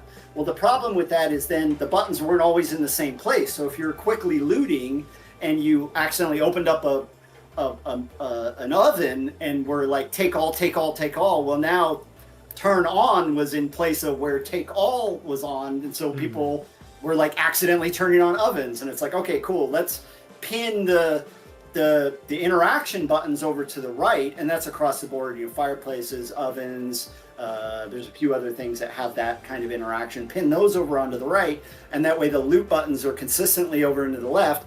Players learn the muscle memory, and now we're good to go.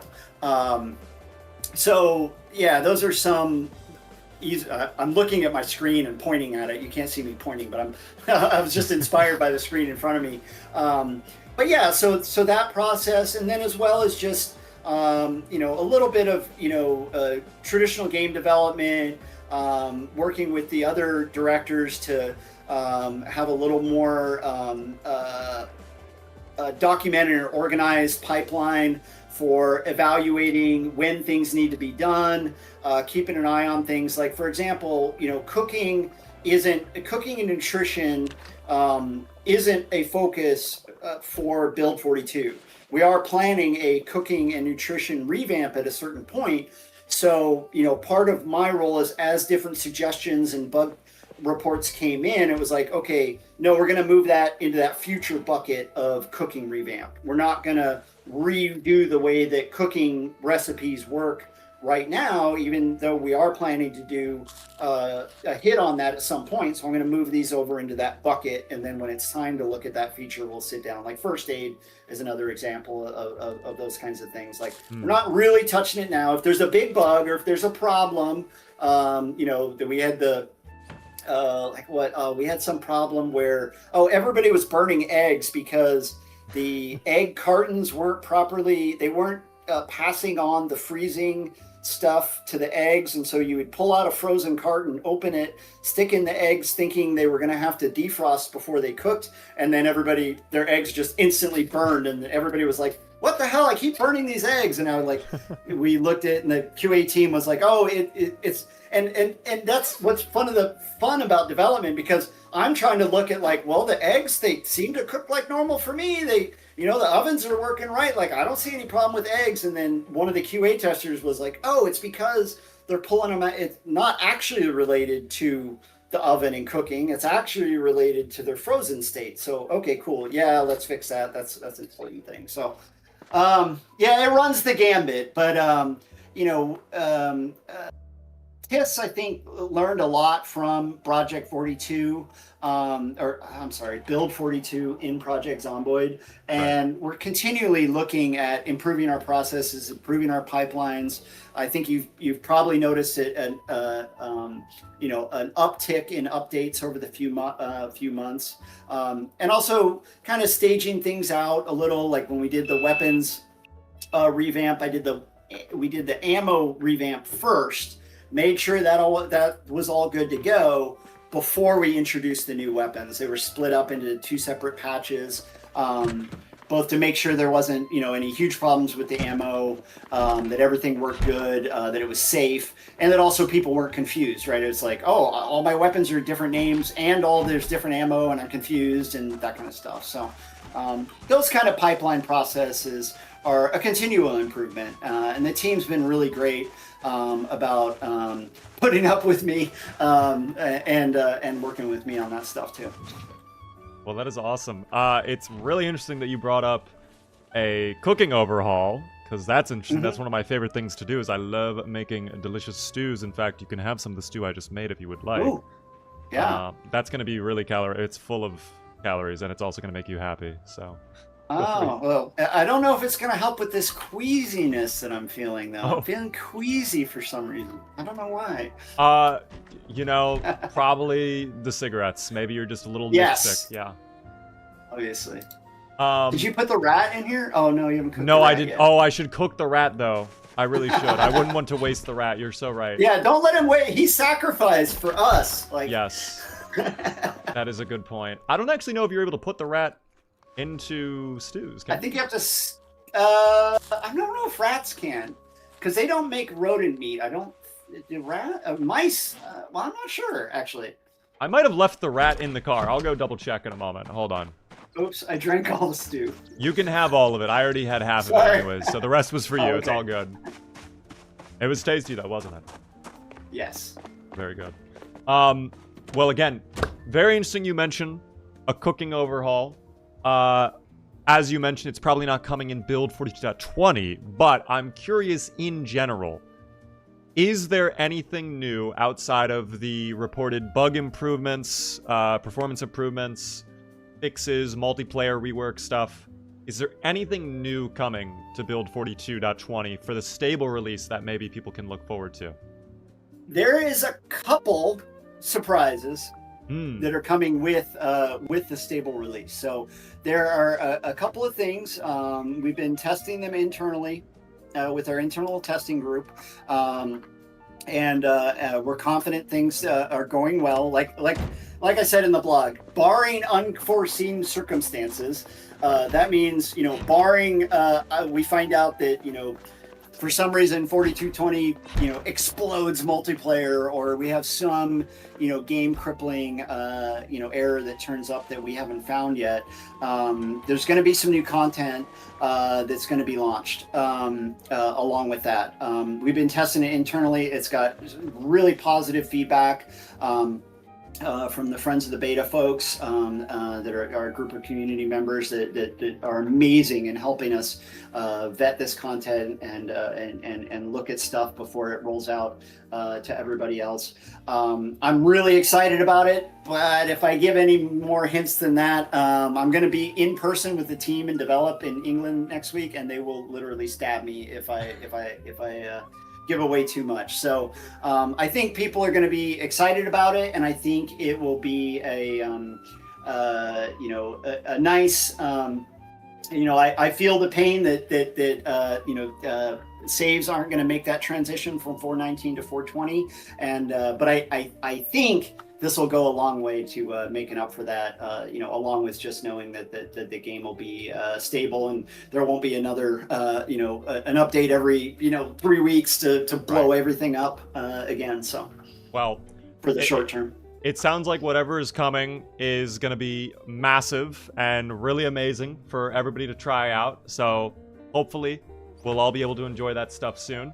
It's great you brought up, though, of course, that with Build 42.20 becoming stable, we're not going to have to worry about our playthroughs coming to an end. So this is going to be great for those on Build 41 who haven't played Build 42 because they don't want to deal with that, but also for the modding community who now will have a very solid foundation to build upon. And I read in the blog post that you guys are finally going to be releasing updated modding tools for the community as well. Is there anything, any insight you can give us into those tools?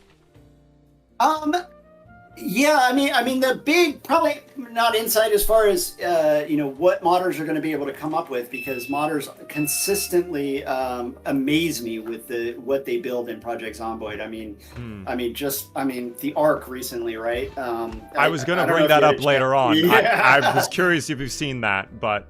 Oh, amazing. I have not had a chance to play it. I definitely, once 42 stable comes out, I'm going to check it out. I know there's also a lot of modders. I mean, myself, I've got mods on the workshop right now that I am going to update, the Choose Your Spawn mod and a couple others. Although my Brilliant Pillows mod got deprecated because Blair implemented a very similar feature, so it's going to live for B41 forever. I know a lot of folks were waiting, modders were waiting for stability, right?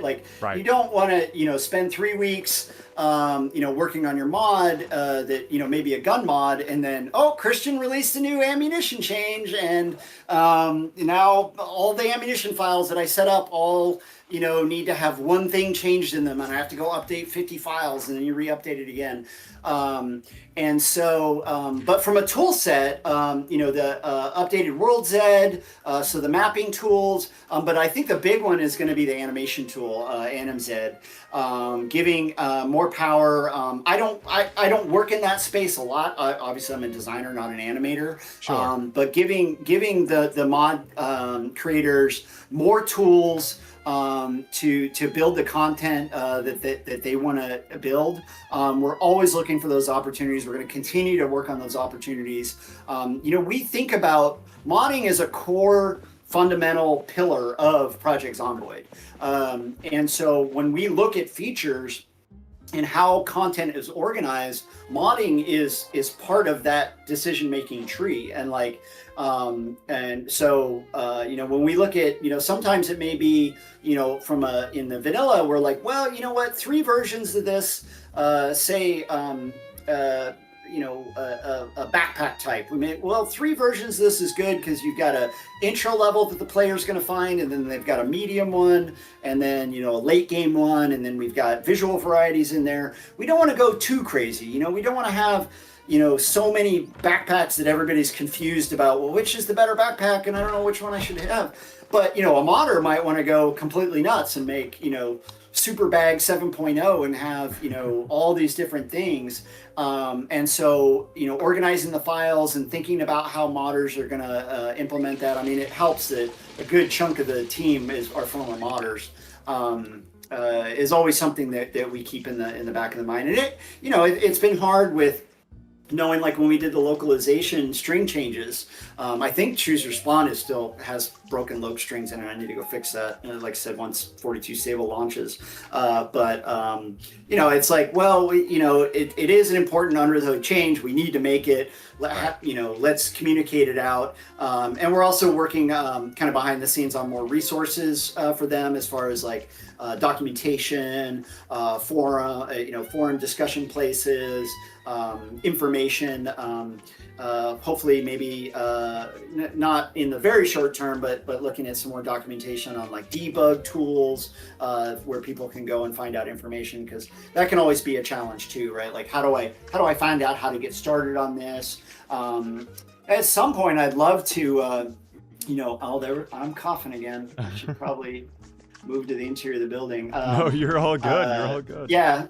But information on like best practices. When I first started modding Project Zomboid, some of the mods I opened up and actually looked at, and I saw things that, as a scripter, scripting is my kind of my technical background. I looked at that and I'm like, wait a minute, you're checking this like every tick? Don't check things every tick. Like, you just check them every 10 minutes of in-game time, or just check it like this. There's a lot of kind of coding practices or best practices for, like, you've probably seen the mods where it works fine when it's just that mod, but then you add 3 more mods and now all of a sudden your game's running at 2 frames a second, or yep. You're having conflicts. How to set your mods up in a way that'll have the best way to be compatible with other mods, because as soon as you get a mod blows up on the workshop, the first thing your comments fills up with are, hey, can you have it work with I forgot the name, the person that does all the costumes, can it work with the jackets mod? Can you make it work with this mod? And then people start going, can you make it work with this creepy waifu pillow mod? And you're like, I don't know, should I? Right. I don't know about that one, but those kinds of things. And so best practices for, compatibility with other people, because guaranteed, as soon as, if you have a mod that gets big, the first huge influx of requests are going to be compatibility with all the other big mods. Yeah. No, that is a headache for sure. I there's a couple modders in the chat right now bringing that up too. Shout out to my modders. I respect what you guys do, and gals. It's amazing. Is there any specific mods that you love to play with, out of curiosity? When you do Zomboid, you have to run them? Well, I only run vanilla now that I've been hired. Okay. It's funny, I used to get that question on Ghost Recon too, like, what mods do you run? I'm like, well, I have to run vanilla because I'm trying to make your experience better, and if I use a mod to do that, then I will get complacent and it won't annoy me, and so I won't go back to the team and constantly poke them about why this thing annoys me. So I only run vanilla. Pre getting hired, I had a few different mods. There was the health panel mod, where it would pop up with injury on the lower left. That was a cool one. I did run in the previous times. I ran traits explained. I ran my own pillow mod, which is now vanilla behavior, so I don't need to do that anymore. A few of the other ones that I made, like I had a mod where vests or containers. Although that one didn't ever really work out very well because the system of wearable containers can be wearable containers that also have armor value doesn't play well together. Okay. For a variety of kind of back end system ways. We might try to address that at some point in the future. But I always and then I did do I ran some of the like auto auto loading some of the auto stuff that was a lot of like where things like, for example, I think I had like an auto read mod that would, like, any books in your inventory, it would just queue through them in order and read them. So if you had 50 magazines, you didn't have to individually sit there and right click and right click and right click. Okay. Well, if you notice, now you can select a bunch of magazines and just right click and hit read, and it will read them all in order. I put that request. Blair actually implemented that because I was like, hey, I used to run a mod to do this because it's really annoying because I tend to gather up magazines and then sit them down and read them all at once. And it was frustrating to have to sit there and just right click 30 times in a row. Because if you right clicked before you were done reading the first one, it would cancel that and start reading the second one. And at least I think it did in Build 41. But anyway, usually things like that is what I've run in the past. But my job now is to identify those kinds of things that add friction and bring it to the team and go, hey, is there a way we can improve this for players in general?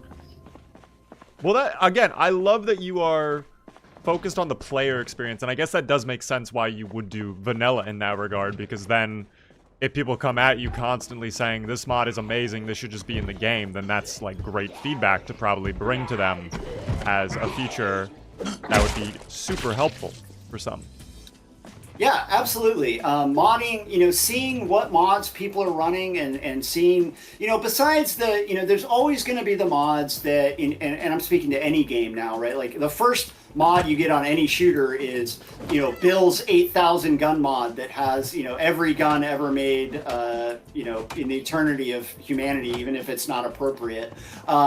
So we generally don't want to go down that route of like, 10,000 guns that only gun nerds will, what's the difference between an AK-47M and an AK-47S? I don't understand. This is stupid. We'll leave that to the modders. That is a perfect opportunity for that kind of content. But when there's, a quality of life mod that everybody's like, you need to run this quality of life mod, that's an indicator that's a want from the community and a need from the community. Now, sometimes that's not going to be appropriate, right? Battle Milk is not something I'm going to go, well, a bunch of people are like, using the auto drink system to basically, the auto drink system combined with the bug of milk not expiring to like never have to like drink or eat food. Then that might be addressed in a different way. I'm not always going to make everybody happy. I'm definitely not always going to make myself happy. I love to play with Cat's Eyes, but I had to, I made that design decision to make Cat's Eyes a little more expensive, and then the very next character I created, I was like, who's that asshole that made Cat's Eyes more expensive? And yeah, I have to deal with it too. Another reason to play vanilla. Oh my gosh. Would you like to hop in the car? I grabbed the last few tools I needed, and right, maybe we can go loot the police station? Yeah, let's do it. Perfect. Sorry, I'm sitting here talking and forgetting about looting. No, you're fine. You're completely... In fact, I did the looting for you. You said you're long blunt. Guess what I got for you? Oh, ooh. I got you one of these if you would like it. Right under your feet. Oh, nice. Found that in a random box. Awesome. I love the crowbar. So you're team long blunt versus axe, I guess? Well, yes. Over axe, I'm team long blunt. In general, the way I run now is I tend to run long blunt on my back. If I can get it, a nightstick on my belt. And and I carry both so that when I'm looting inside, I can switch to short blunt with the garbage bag in my right hand. Okay. And throw my loot in there, and that way, if I get into a tight location, I can just drop the garbage bag. I can, whack them with the nightstick if I need to. But if I get into really heavy, I can get into, drop the garbage bag and switch back to long blunt. And then, of course, also, after the power goes out in the back room, I can run the nightstick with the flashlight. Yep. But yeah, I think I mentioned it earlier. I never ever want to accidentally put in holes into that beautiful military jacket or an amazing pair of leather pants, and I save my axes for cutting down trees. Ooh, speaking of axes, Would you like that? You want to loot that? Ooh, we can take a look. It's not that bad. We can clear this. This is no problem. Yeah. Little firefighter zomboids going by. I'm a little slow with my depression. My smoking and everything is making me sad. I can pull for you if you need. I'm okay right now. Okay. They're all on you anyway. They do like me. Yeah, they do prefer me, it seems. But that's okay. That's par for the course. Me and them, we have a very love-hate relationship. I love that I'm still wearing a mask while I'm bitten. I guess corpse sickness will still...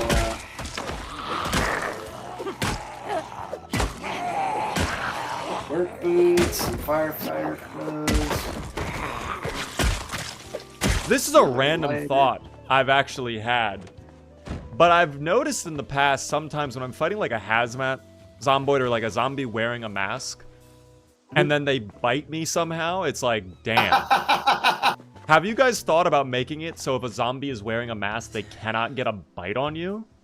That's not a bad idea. We'll definitely put that... It's funny because there are some things like that implemented. Like, actually, if zomboids have their ears ripped off, it affects their hearing.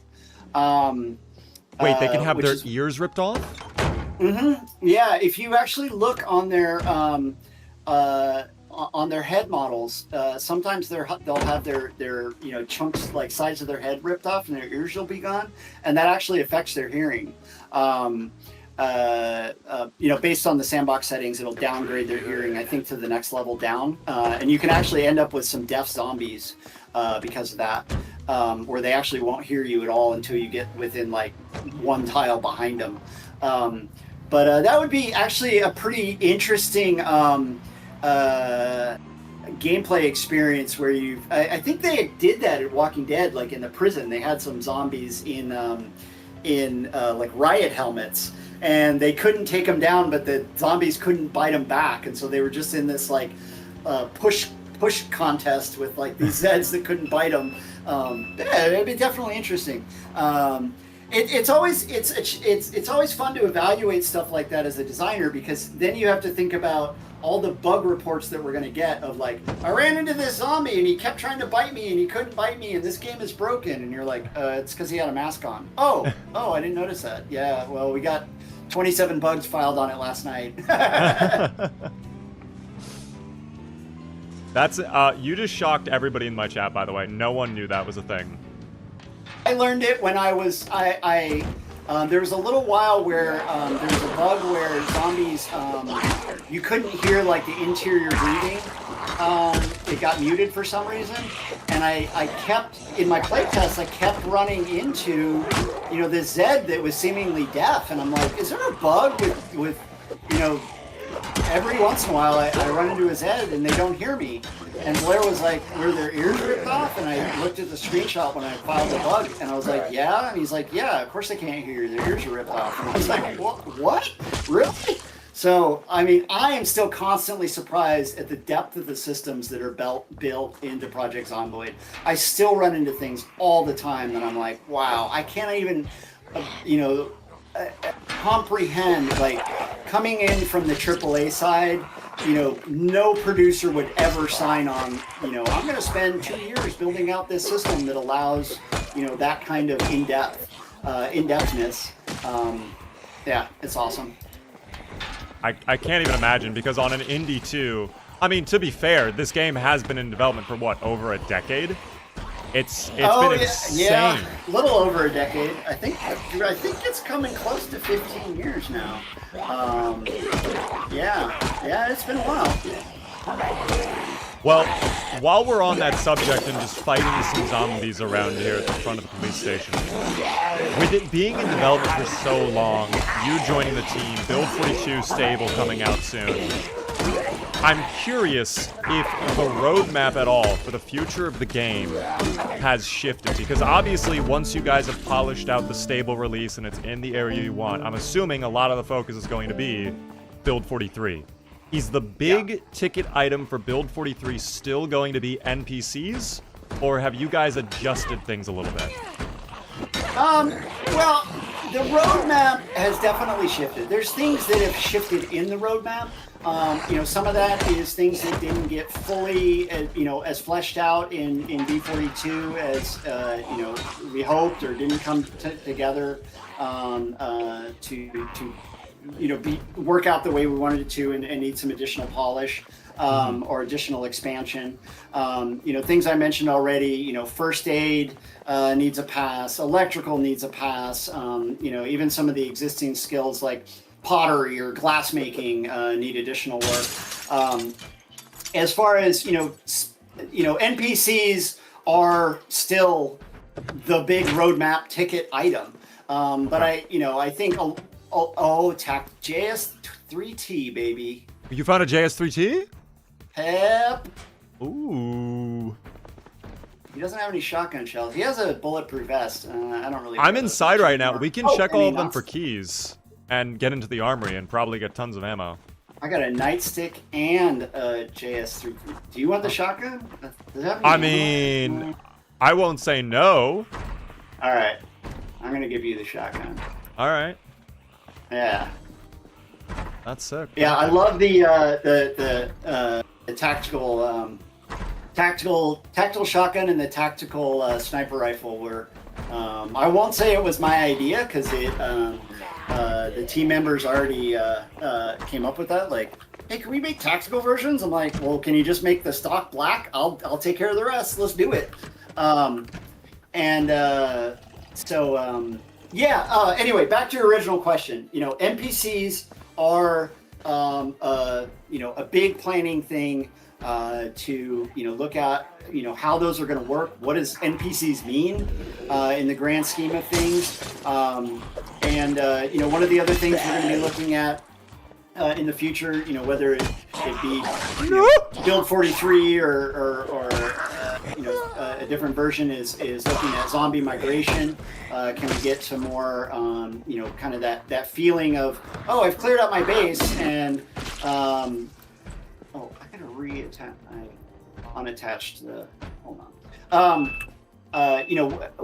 Can we get sort of more of that kind of horde feel of migrating hordes, or that feeling of a big wave might come to the base without doing it in a gamey way, doing it in a Project Zomboid way, and that's one of the important things. When we look at NPCs, it's not about dropping in some scripted people that run around and do pre-scripted things just so that we can say there's NPCs there. That's not the way that we want to do it. If we do it, we want to do it to the legacy that Project Zomboid is built, and to the depth that Project Zomboid is built.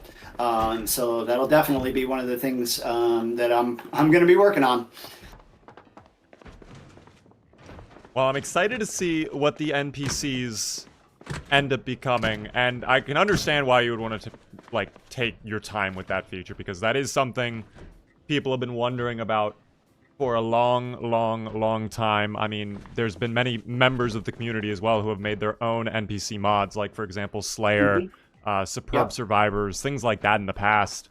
But I guess when you think about creating NPCs vanilla, it sounds like you just want to make sure they integrate everything into the systems already there in the game.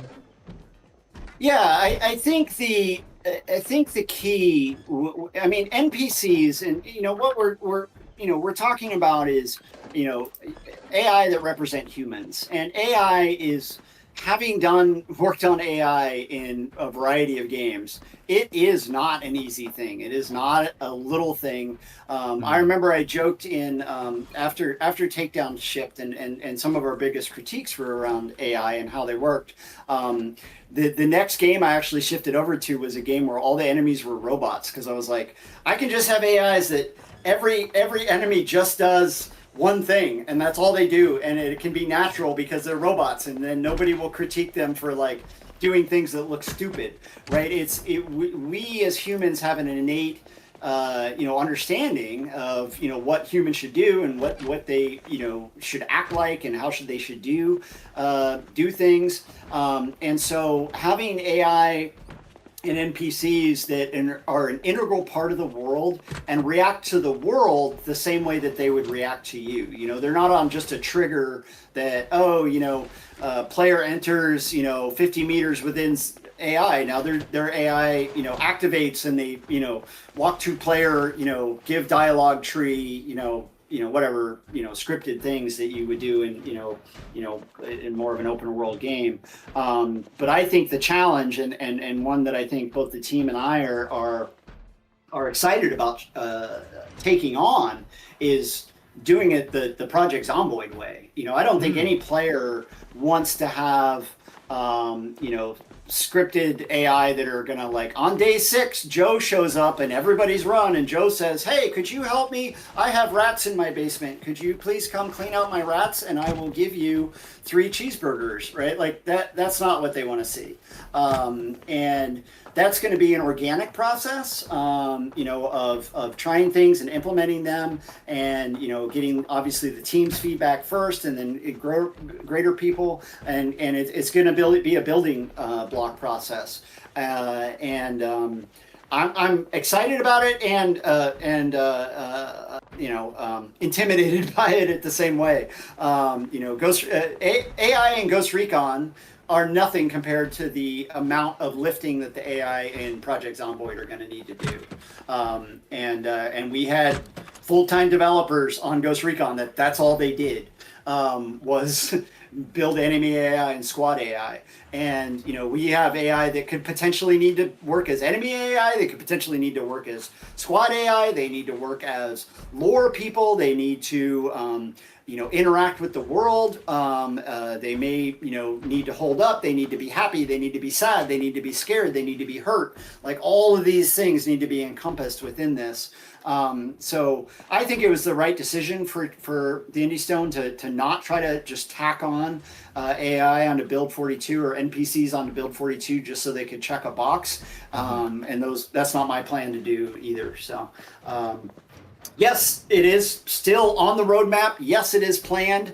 What form that takes, I'm being relatively speculative here. So whoever's recording this and comes back in 5 years and like, Christian said, on Beaver's stream that they were going to get sad and they don't get sad. Like, oh crap, I forgot about that. Yeah. Whatever it may be, but that's my goal. And game development reaches reality. It hits, performance and optimization and all sorts of challenges. But we want to make them the best that they can be.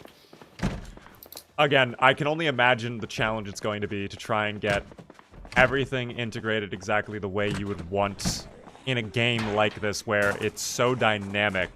But I also love that you guys don't really want to script anything too. You want to make sure whatever happens, it's just impromptu. It feels natural. Because I think one of my personal worries is with NPCs and the mods I've tried out, they feel so phoned in at times where it's like you can easily tell, oh my god, it's going to do this, or even worse, it's going to be just extremely buggy and you don't understand what's happening and it takes you out of the experience. And for me, part of the reason I like Zomboid so much is the atmosphere and the vibe in single player, knowing I'm the only one out here right now. Like, no one else is there. So I'm sure when NPCs drop, there's going to be a lot of customization and sandbox options as well. But I just love that you guys are taking into account all of this related to whether it be chatting with NPCs, maybe doing quests for NPCs, maybe building parties or whatever. But it's so interesting to get your take on that because I know a lot of people are excited for NPCs.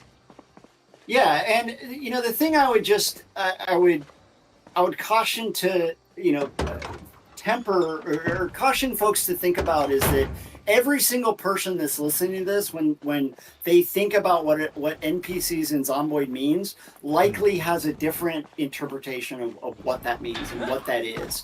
I may have just like really offended someone that was like, well, I want Joe to come up and tell me that he needs 17 rats killed because I love doing that in Fallout or I love doing that in Elder Scrolls or whatever it may be.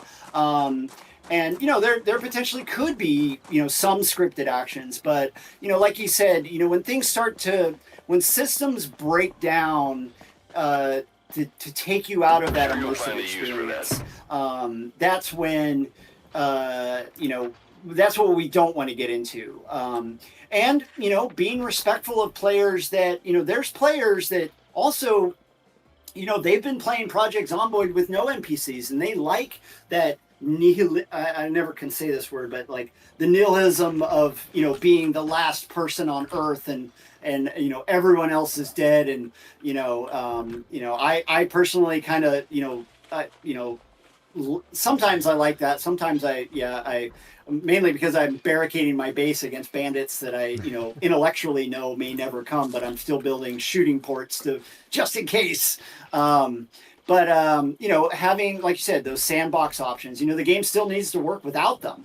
If they all die, or if a player just disables them through sandbox, or potentially someone wants to make a role player server with no NPCs, we still have to support those various different things. So it's always a balancing act, and it's always trying to find, again, a way for things to organically fit into the gameplay systems to where the gameplay systems can still function either without them or, a player that, you couldn't gate, for example, you couldn't do some kind of RPG thing to go like, well, you have to befriend 20 NPCs to get your charisma to a certain level before you can, up your first aid skill, because a player might just shoot all the NPCs in the head right off the bat and then go, why can't I level my first aid? Oh, well, you had to make friends with NPCs in order to do that. Oops. That's going to happen, I'm by the way. It would absolutely happen. Did you do that alarm? Oh, no, that wasn't me. Oh, okay.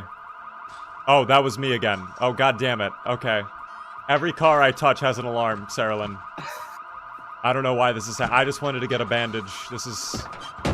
where are you at right now? I'm right at the entrance to the station. I was actually looking for a bandage to change my dirty bandage. Oh, I have one right now. I can drop it on this dirty ground next to all the dried blood, if you would like. Here. Oh, that's peanuts. Hold on, wait. Bandage right there.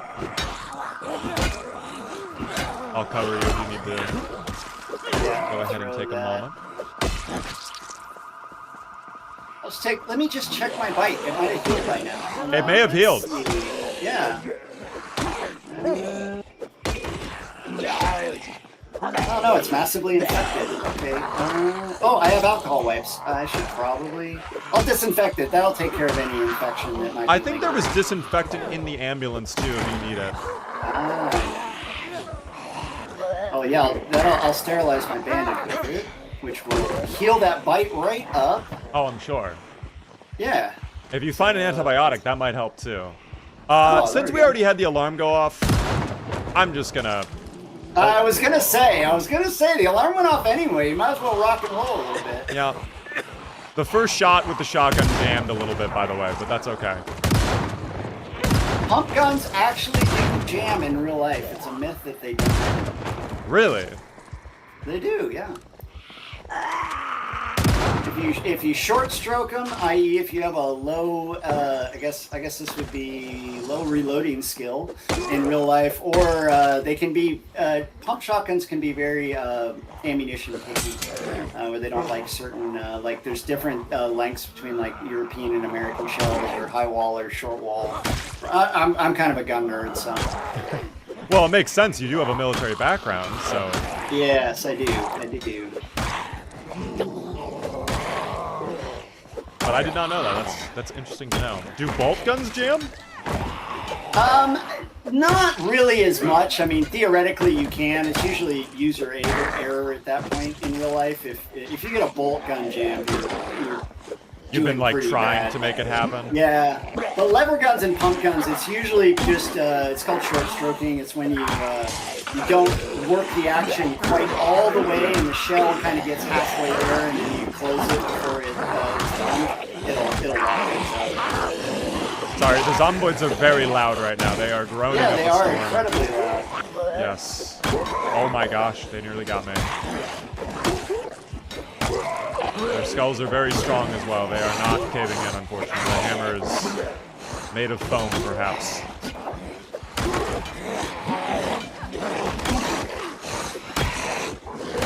If you want, we can try to go back to the house. I mean, I got tons of ammo and guns if you would like some. Yeah, we can head back.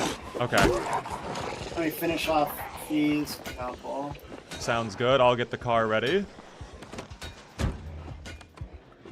Oh, I would be remiss if I didn't bring this up. People are saying, though, that you could just simply press Q to get the cure for your bite if it's a problem.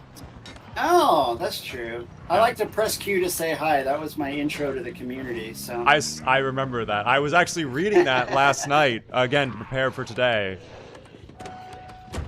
Right, I'm in. Perfect. We'll drive home.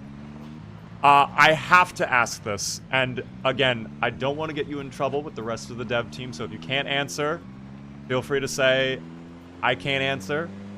But with build 42.20 going stable sometime towards the end of the summer, when do you likely think we'll see news about build 43?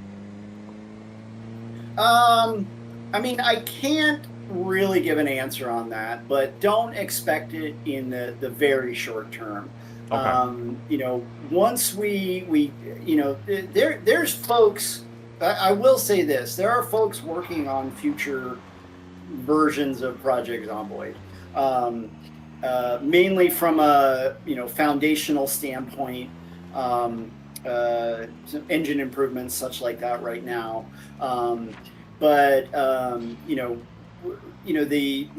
gameplay implementers right now, and that's not really a technical term, but the folks that have been kind of hands in, like doing a lot of the both multiplayer and single player, little interact. I don't want to say little either because a lot of them are big, but a lot of that, kind of player facing stuff in the short term. They've just been so heads down for the past few months, just really cranking stuff out. They need a little bit of time to kind of process, see where we're at. We need to do a. We are planning a support update for Build 42.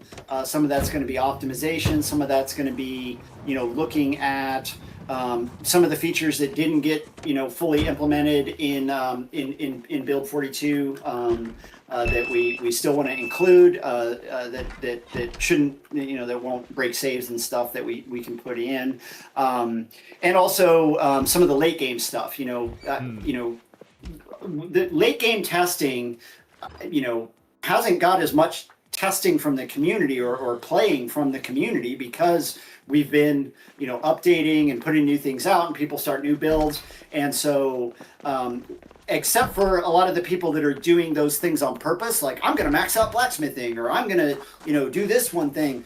We haven't had a lot of organic feedback of like, oh, I hit this point where I wanted to, I killed all these animals and I wanted to, make leather coats, but then I ran into, this blocker, and you're like, oh, like for example, I literally ran into an example like that the other day where I used all my wooden rods to make plant drying stuff to dry corn, and then I killed a bunch of animals, and I was like, cool, I want to make a fur hat. Oh, I used all my wooden rods to make plant drying racks, but I need a leather drying rack, but I don't have any wooden rods to make the leather drying rack.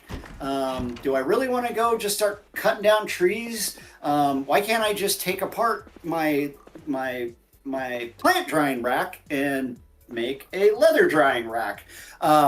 So like those kinds of things are the kind of things that you get from organic gameplay that you might not get from someone just going like, yeah, I tried to do this and this and this, or trying to find the optimum, like, how can I get carving to level 10 as fast as I can? Oh, the most, best way to do it is to, pump out 10,000 spoons. But maybe the person that's like, hey, I wasn't really trying to ramp carving, but, maybe, I just really wanted to, whatever, carve baseball bats, and that was like way beyond my stuff. So okay, should there be something that's like baseball bats that's lower in the skill tree, or maybe baseball bats aren't in the right place as far as what unlocks them, or we run into again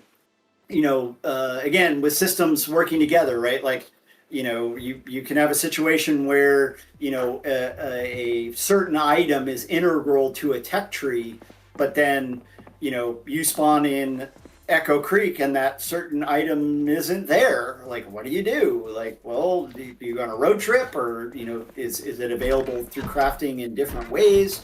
Like the wooden rod situation, my mind instantly goes to like, okay, I can carve them from saplings and I can get them out of broomsticks. But is there other ways that I can get wooden rods? Like, is there a way to make sense with carving and with planks or something like that? Yeah, those kinds of things for that stable update. Well, it's interesting you bring that up, because there are some people immediately shouting out examples of that exact thing, with the biggest one being nails. People would love more info on that, and I guess some adjustments on that front, especially when they're doing wilderness focused runs. They can't really do any crafting without going into town and getting nails early on. Yeah, wilderness runs are they're a special kind of challenge, right? Because I can't just go, hey, everybody doesn't have nails, can we increase nail spawning by 20%, or could we increase furniture spitting out nails by X? So we have to, wilderness runs or limited runs, or those kinds of challenges bring in their own special set of challenges, and whether it be a crafting, and please everybody don't take what I'm saying as like gospel feature promises, but as a designer you would look at, okay, so what are ways to address this, right? So if I say like, okay, cool, fine, you can hammer nails out of metal sheets. If you have hammer and you have metalworking and a certain skill, you can make nails out of metal sheets. Well, that doesn't help a wilderness run, because how do you get the metal sheets, or how do you level up welding? You can't level up welding without things to weld. So working through those processes of like, well, does it mean that we put more stuff into the foraging menus? Does it mean that we look at alternate crafts capabilities? Do we look at wooden dowel? Like I'll stop my. I know that some cultures in the past like built all their furniture out of like IKEA dowels, because they didn't have a lot of metal. So like all their furniture was dowels, and you drill a hole and put the dowel in and glue it together, right? Right. Are there alternate ways to build things that instead of you can't as a designer just go like, okay, more nails. Everybody said there's not enough nails. Put more nails in. You have to look at it across the board, and wilderness runs are one of those. We definitely definitely was a. It is a how should I say this? Like a specific thing that we do take into account to the detriment of some of my team members who are like, oh, we solved the problem, and I'm like, well, that doesn't solve it for the wilderness runners. I wasn't yeah. But you also people also need to grok that, as like specifically for me as a designer, and I said this in the Duck interview.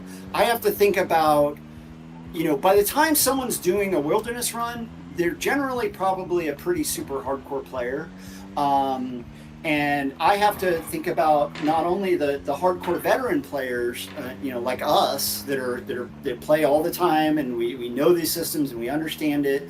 But I also have to think about the new players, and then kind of the mid-level players that maybe they play Zomboid an hour a week or an hour a month, and they like.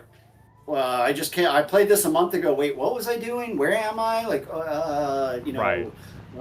coming back into things, trying to make things work for all of those players. If I only think about the hardcore players, then I'd be like, well, that's the way the UI works, and it works fine for everybody that knows how it works. So I don't need to worry about new players anymore.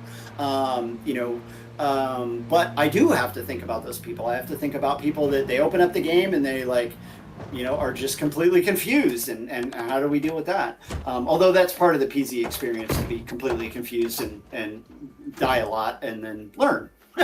That is indeed the experience. Everybody starts out with their first run surviving maybe 4 hours and then being like, what did I just play?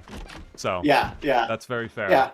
Or me, elbow the first car window that you run into and then bleed out, and trying to figure out what, wait.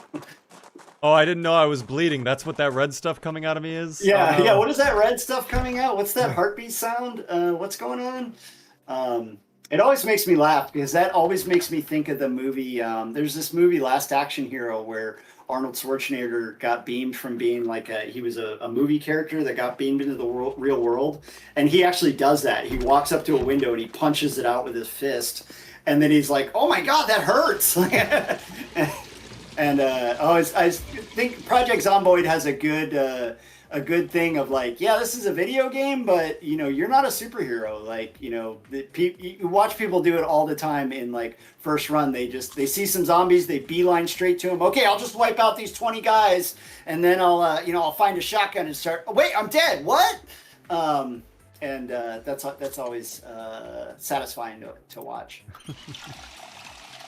Well, really quick, because I know we're coming up on the time that we said we agreed upon. I've been talking too much. I'm sorry. I burned up all the time. No, you're fine. Listen, this is what we were here for. We wanted to have a conversation with you. I did have a couple more questions that I didn't necessarily get a chance to get to. Are you okay staying a little bit longer, or? Yeah. Yeah, I'm amazing. Good. I'll try to go. I have no idea. We've already been doing this for almost 3 hours. This is what I said to my chat before I started the stream. I was like, this stream is probably going to fly by. And yeah, I look at the clock and it's like, oh, we said we were going to stop around 10:30. But if you're willing to go a little bit longer, I would greatly appreciate it. I'm sure we would all appreciate it. I don't want to be greedy, though. I'm sure you're very busy. I'm sure it's getting late for you. So I'll rapid fire this, I guess, with our final little bit. But before we do that, do you want to come over to the dining room? Yeah. I've just been standing here talking and getting queasy. You're fine. Let me know, by the way, if you're... I'm at nauseous. Oh. I'm sure. Yeah, that's okay. I'm sure I'll be good. No, it's fine. Did you have something bad to eat earlier? Oh, beautiful! It is amazing. I laid out all of the guns and ammo we collected from the police station. Here, just as the coup de grace. Oh, wait. Hold on. Stay there for a second. Yeah, I'll stay. Don't go anywhere. I got a surprise to go with it. Okay.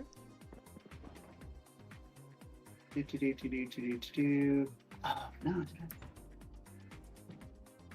Okay, wait. I have to go out to the car. It's in the You're car. fine. I'll be right back. You go to the car. I'll stay. Do you want me to light the fire? Because I was thinking of lighting this. Yeah. That'll be nice mood. That'll tie it all together. I actually ran off while you were chatting. I drove all the way out to the police station just to get a matchbox, and I nearly died twice. That's hilarious. I'm standing there just talking to myself in the kitchen by myself. Oh my. Bottle open. I'll wait right here. Dark. It is getting a little spooky out, but again, we're so safe inside this building now. We have all the barricades up. It's cozy. It is. Oh. Today must be your lucky day, boss. And where did I put? Wait, where did I put it?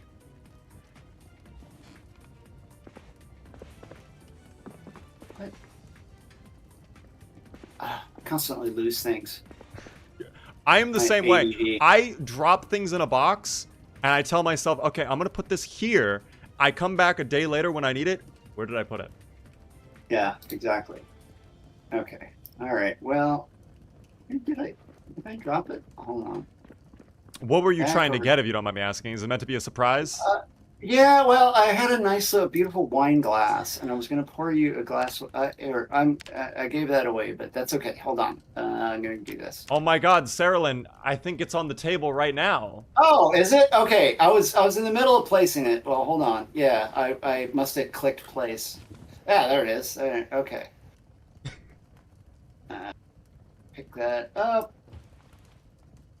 Oh, and of course I put it in my backpack. Oh, no, I didn't. Okay. Put that into transfer liquid, which now auto defaults to actually transferring the liquid instead of not. A nice update. That was a community suggestion, and it was like, it was one of those like, oh yeah, that makes sense. Why? Oh, I drank it. Ah, no. Hold on. Okay, wait. I'll refill it. I got more. That's okay. Back. I double clicked. Do you have a second wine glass? Do you want to like drink together or? Well, I just drank some, so there we go. There is yours. It's just got beer in it because apparently. Oh wait, I'm gonna replay. Wait, what's that? Are you okay?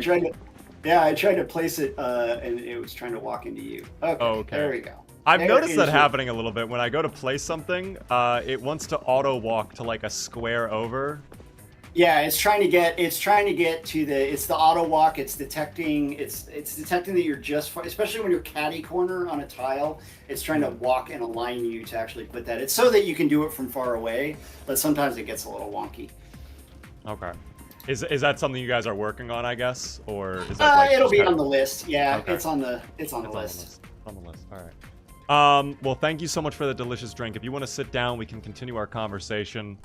And if you're getting nauseous, I mean, I don't know how you feel about turning into a zomboid, but maybe at the end we can put you out of your misery and bury you. I actually found a shovel. That'd be good. Okay. Classic. It's classic. We can. It wasn't staged. We didn't stage it, everybody. I literally got bit on accident, and yeah. That was not. So I'll say this: the original ending I was going to have is I was going to have an admin spawn in like 100 zombies in front of our base, and we would just go down fighting. But this is even better. So I think it is. It's apropos. Yeah. Oh, that's a good question. Would you like to be cremated or buried? Because I got a shovel just to bury you, but we can do either. You got to go with burying. So okay. My original run back in Build 41 when I first started, I didn't know that you actually. It took me a while to learn that you, if you just hit new character, it started a new character in the same world. So it was like a total surprise to me when I ran over, ran across one of my old characters. And from then on, it was a mission in life. Every time I died and started a new character, I would have to track down my old character, put them out of their misery, put them in the trunk, drive them back. And then how they died I placed a little thing on their grave based on how they died. That's kind of cute. Yeah. So some of them would, like the ones I accidentally burned, set myself on fire, I'd have a little lighter, something like that. If they went down in melee combat, I'd put a baseball bat on their grave. And I think I had like 20, the graves got so built, I was down on the old Twiggies, at the old Twiggies bar, or not Twiggies, the Rusty Round, the bar at the south of Muldra. I had to expand my gated area to make room for more graves. Dude, I typically, whenever I die, I just start a new world. I'm not personally a fan of going in. Yeah, that's what I do now. What I do now. Because another issue too is like if it's midday or like getting nighttime, I spawn in, especially late in a playthrough. It's like powers off. I'm in this random building. It's cold. It's dark. It's like I would rather just start a random playthrough at that point. But yeah, that's very funny. I'm gonna go ahead. I'm gonna shoot off a couple questions.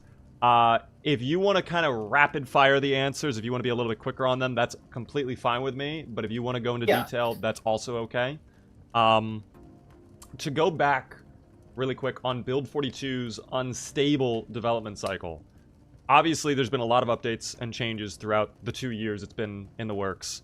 I'm curious though, is there anything that you guys were working on that maybe you loved, you were experimenting with it, but inevitably, for one reason or another, just didn't make the cut? Yeah, a few different things. I'd say one easy take is kind of the expansion of the workstation concept.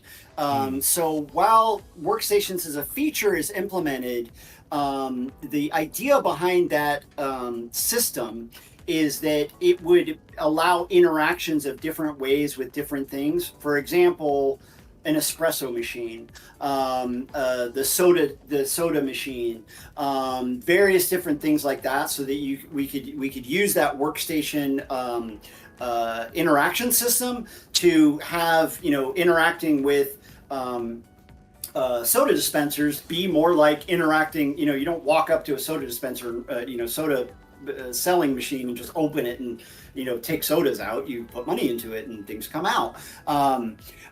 So looking at those tile interactions across the board of things that players that should be interactable but aren't. That's one of the big things that kind of didn't, dealing with the challenges with workstations and crafting and interaction and all that didn't get as fleshed out as we wanted it to. That'll ideally be addressed in the future. Okay. I remember reading that in a blog post a long time ago. I remember seeing like a mock version of what that might be, specifically with the vending machine, where it was like you see like a keypad and you have to type in the number and then insert a dollar. So that's what you're talking about there with that?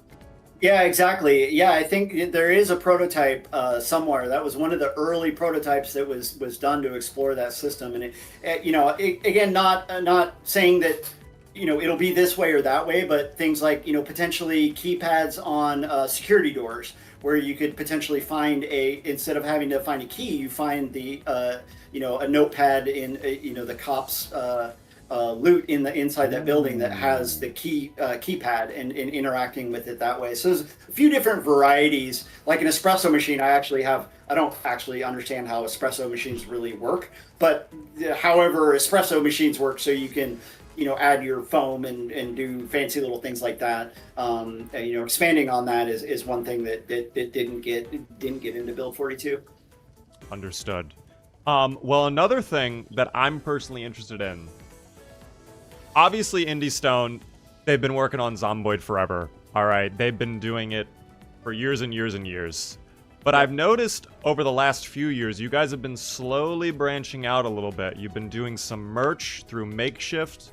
You've been doing some collaborations with other games, specifically Terraria, having Spiffo in Terraria.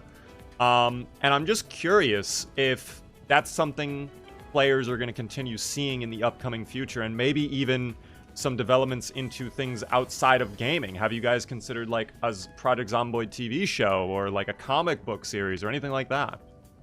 It's funny, we get asked that a lot, and actually, I mean, I'll put my marketing hat. We actually announced a Steam bundle with RimWorld yesterday. So if you don't have either, you can get 20% off both RimWorld and Project Zomboid. But one of the cool things about TIS is they are truly independent, right? That's my character cross. So they, the founders that own and run the company, have the power to do those things. And if you don't think that Project Zomboid has not been approached by, people that want to do merch and stuff like that in the past, or cross collaborations, it absolutely has happened. But I will say that they're very protective of trying to make sure that anything like that, it respects Project Zomboid as an entity that's been created both by them and with alongside the community that stuck with it so long. And so anything like that would be relatively conservative. There are some maybe things like the the Terraria crossover that we may be seeing in the mid future. I won't say near future. But it's definitely things that are on the table. There's been people that have been interested in above it. I can't give any specifics, obviously. Obviously. But it would be really cool. I think Zomboid. I think one of the things that was really fascinating to me was sitting down with the founders in England and talking to them, and professing my, like, to me, Zomboid is up in those, high tier impacts as a zombie fan. I love zombie content. I love zombie movies. I always have. I'm kind of down in the dregs of the bottom of Amazon Prime of oh, I should watch this new zombie movie. Oh, it's one of those that's like a student film filmed on a iPhone. Oh gosh, this is so terrible. And then of course, devastated by things like well, I shouldn't call people out and say negative things, but maybe some Hollywood productions of big things, of maybe like a book that you read that you're like, what is this? But so I want to be respectful of that. But when I talk to them about the impact that Zomboid had on me as a player, not just as a designer, but me as a player, and the world that's been created, it's bigger than just an isometric zombie game. Spiffos and the lore and the background, this is a real world that's been created by this team. And I guess I'll go back to the key point of wanting that anything like that, external stuff, always want to be respectful of that legacy that the team created. I think that's amazing, quite frankly, that you guys are so committed to protecting and making sure it's authentic if you were to do a project like that, because like you mentioned, this is an incredible world you guys have built, the amount of lore. Another thing that I love about this game too, speaking on the lore, it is the type of lore where if you don't care about the lore and the storyline, you don't have to touch it at all. You can ignore all the TV shows, you can ignore the flyers, you can ignore everything and just play the game, or you can be an insane collector and you can go after every single brochure, read all the random notes in the game, check out and find all the random radio broadcasts that play on the radios, and that's something that I personally love, and that's part of the reason I play Zomboid so much this day, is just building out my own little characters and kind of just seeing how they fare in these worlds. So I love that. I think a lot of people, based on the chat reaction, would love a TV show or a movie of Zomboid. So if you ever want to do that, you let them know that we would love that. But of course, at your own pace, if ever. Hollywood, call me, but it's got to be the right thing. Well, another question really quick, and this will be my last one personally before I open up questions from the viewers, and we'll kind of wrap it up there. A console version of Zomboid. That is something, whenever I play Zomboid and I'm streaming, one of the most common questions: can I get this on Xbox? Can I get this on PlayStation? I always have to tell them, no, sadly, no. No. Will we ever see Zomboid on console? I want to say, so there's two answers to that. One, there's the technical aspect of the code base and the way the code is built do have some barriers to console. The game was built with Java and Lua, so there's some intricacies with how the consoles work just on a fundamental level that would take some engineering, some engineering work. There would take quite a bit of engineering work. It's not the case of press console button, export to PlayStation or anything like that. So there would be technical hurdles. There's also the consideration that has to be taken into account of, when would be the right time to do that? Is it 1.0? Is it right before 1.0? It's not something, again, coming back to, respecting our fire went out. Oh, I'll fix that. Respecting don't worry. The legacy of the work. We have no desire to, just do port of some game built in Unreal Engine that has a Zomboid label on it that is actually just a completely different game that kind of looks like it, right? I think if we were to do a console version, I'm not ruling it out, and I'm not ruling it like saying like, yeah, November, it'll be on Xbox Live. You know, that's, I know that's kind of vague, but that's, I think, the best answer that I can give. So, just to kind of, because that was a lot for some people, just to recap, sorry. essentially. No, you're fine, you're fine. It's something you guys would love to do. It's just a matter of, it's a lot of work. It's not as simple as people would imagine.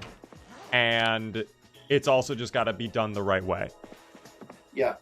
I think that sums it up pretty well. Absolutely. Perfect. So maybe one day, and I'm assuming that that also ties into mobile, maybe one day a mobile version, if we can. Yeah, it would be, yeah, having the same constraints, right? Obviously there's, I have to stop myself as a developer and start getting into mobile. Like, what do you mean by mobile? Which platform? Which how deep? You know? No, understood. How much RAM is in your phone? 5, I think, maybe.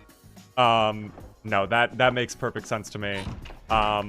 Understandable, because I've kind of understood that. I've tried to explain to people that idea where it's like, you're not making this in something like Unity where you can basically press a couple buttons and it spits out a console version. It would have to be what some people in chat have said a moment ago, kind of like a Minecraft Bedrock moment where it's like you have to redo almost everything to get it to run on the console, essentially.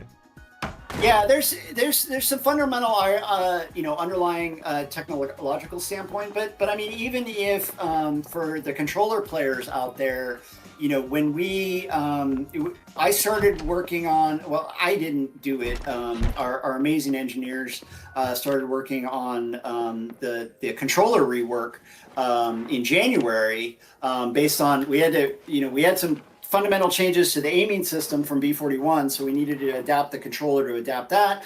Then that led to other things, and people weren't happy with that. And then it kind of led into, finally, at a certain point, I was just like, we just need to do fully customizable controllers, because we're not going to get this to a state that like makes everybody happy. Because, you know, one of the challenges with Zomboid is it doesn't fit a mold, right? You can't just go out and say, you know, if you're making a shooter tomorrow, you can go out and be like, hey, should we go with the Call of Duty control scheme or the Halo control scheme? Which one should we use?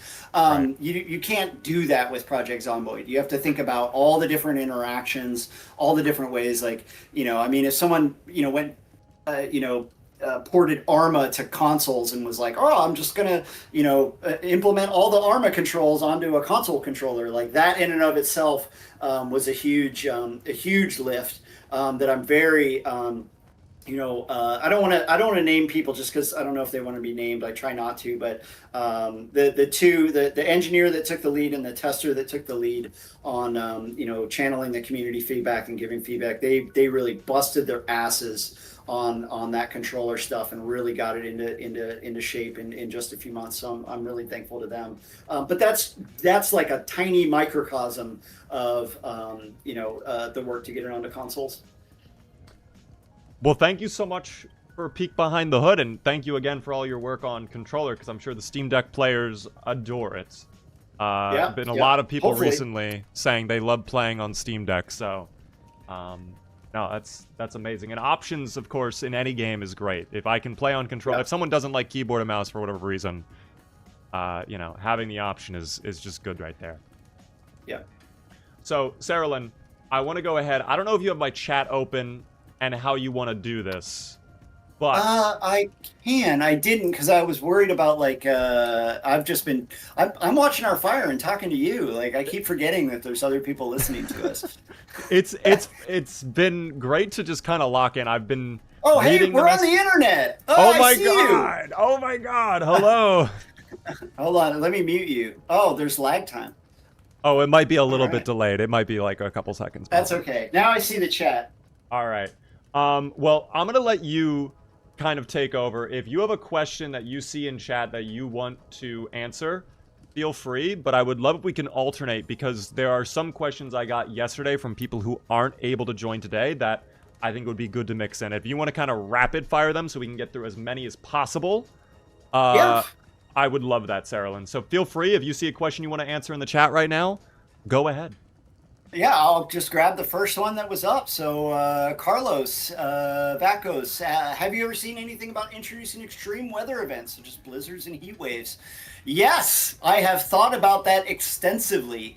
And one of the things I'd like to do in the future, it's kind of a broader thing, but look at some of the sandbox options to introduce some more extreme things into that. They could lead into potential new game modes. I know, again, some modders have done some really cool stuff with weather events, and I think there's some underlying systems that would need to be done to support that. But I'd love to play with some crazy weather stuff, even crazier than you can get now.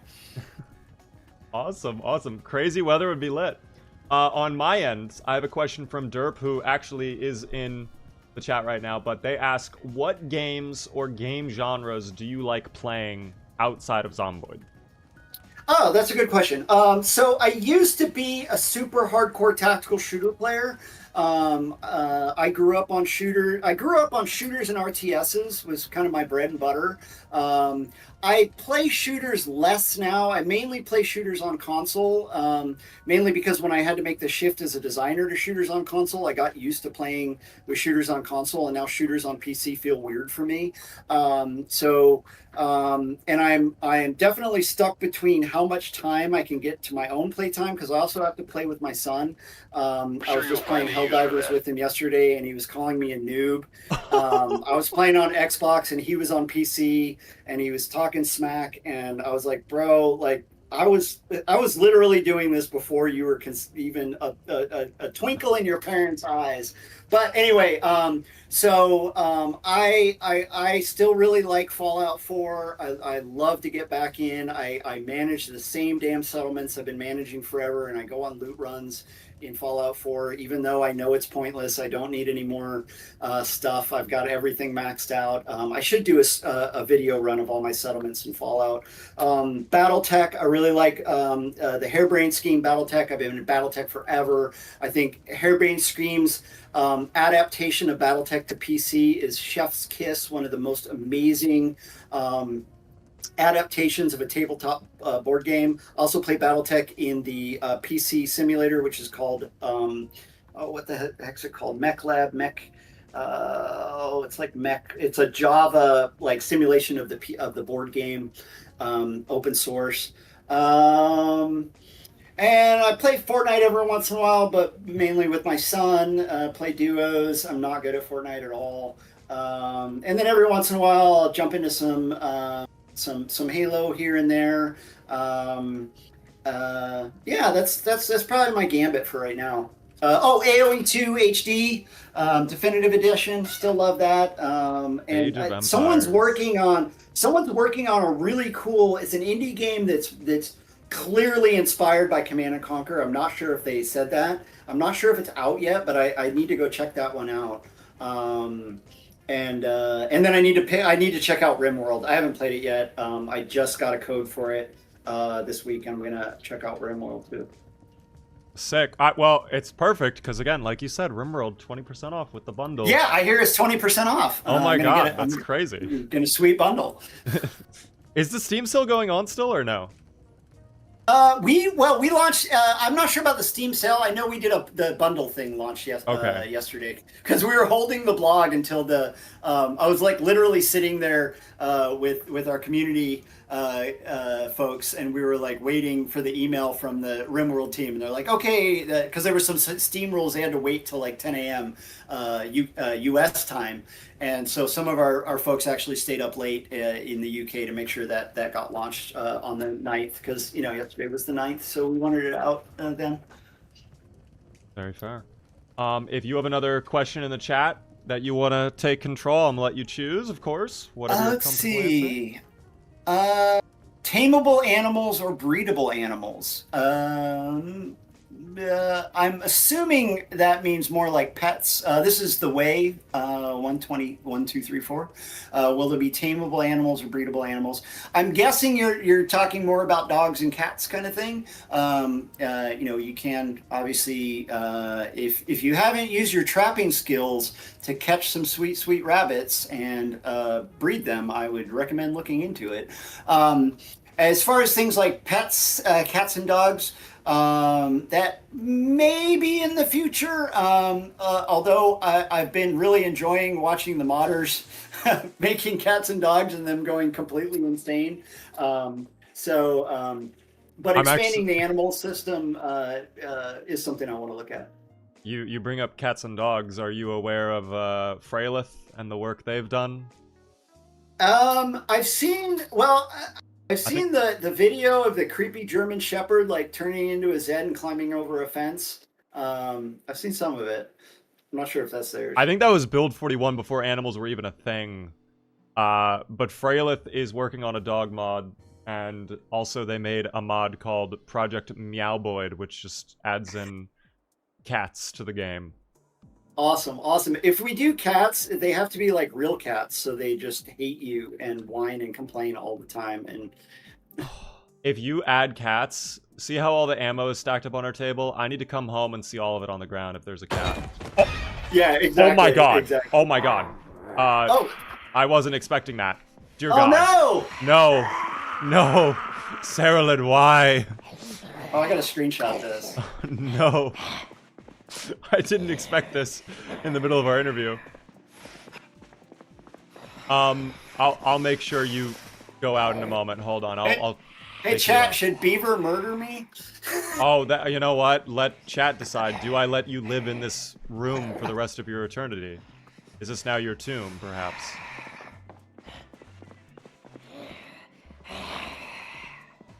Get bit in solidarity. Oh dear. Do I get bit in solidarity?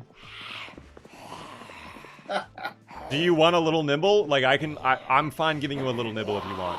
It's chat's call. I'm putting it in their hands. Oh, a lot of people are saying I should get bit. Okay. Tell you what, I will allow that then. Let me just remove my clothing so that you can get a more juicy taste, I suppose. So now I can say that Beaver took off his clothes and let me bite him. I'm gonna remember that. Okay, yeah. Oh, there you go. That was a bite right away. Wow, first attempt. Nice. Oh, are you calm now? Oh, I thought for a second you were satiated. Apparently not. No. I'm gonna let you just go to town. I'm gonna let this happen. And then we'll be, yeah, as everybody is saying in chat, we'll be Zomboid friends forever. So, perfect.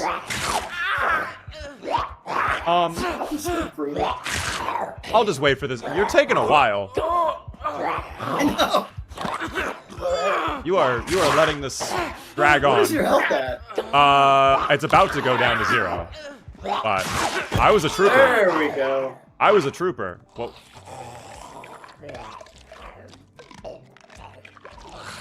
wow, you're still nibbling upon me, even though I am now a zombie. Now you can send me a giant email about how armor sucks. Oh my gosh. Is this our life now, or are you just gonna be eating from my leg? I guess so. Oh. Okay. I might be stuck under the table. That might be what's happening. I don't know. In which case, yeah, this is just so kind of a weird situation to be in, but that's fine. Okay, awkward. I think this is a HR violation.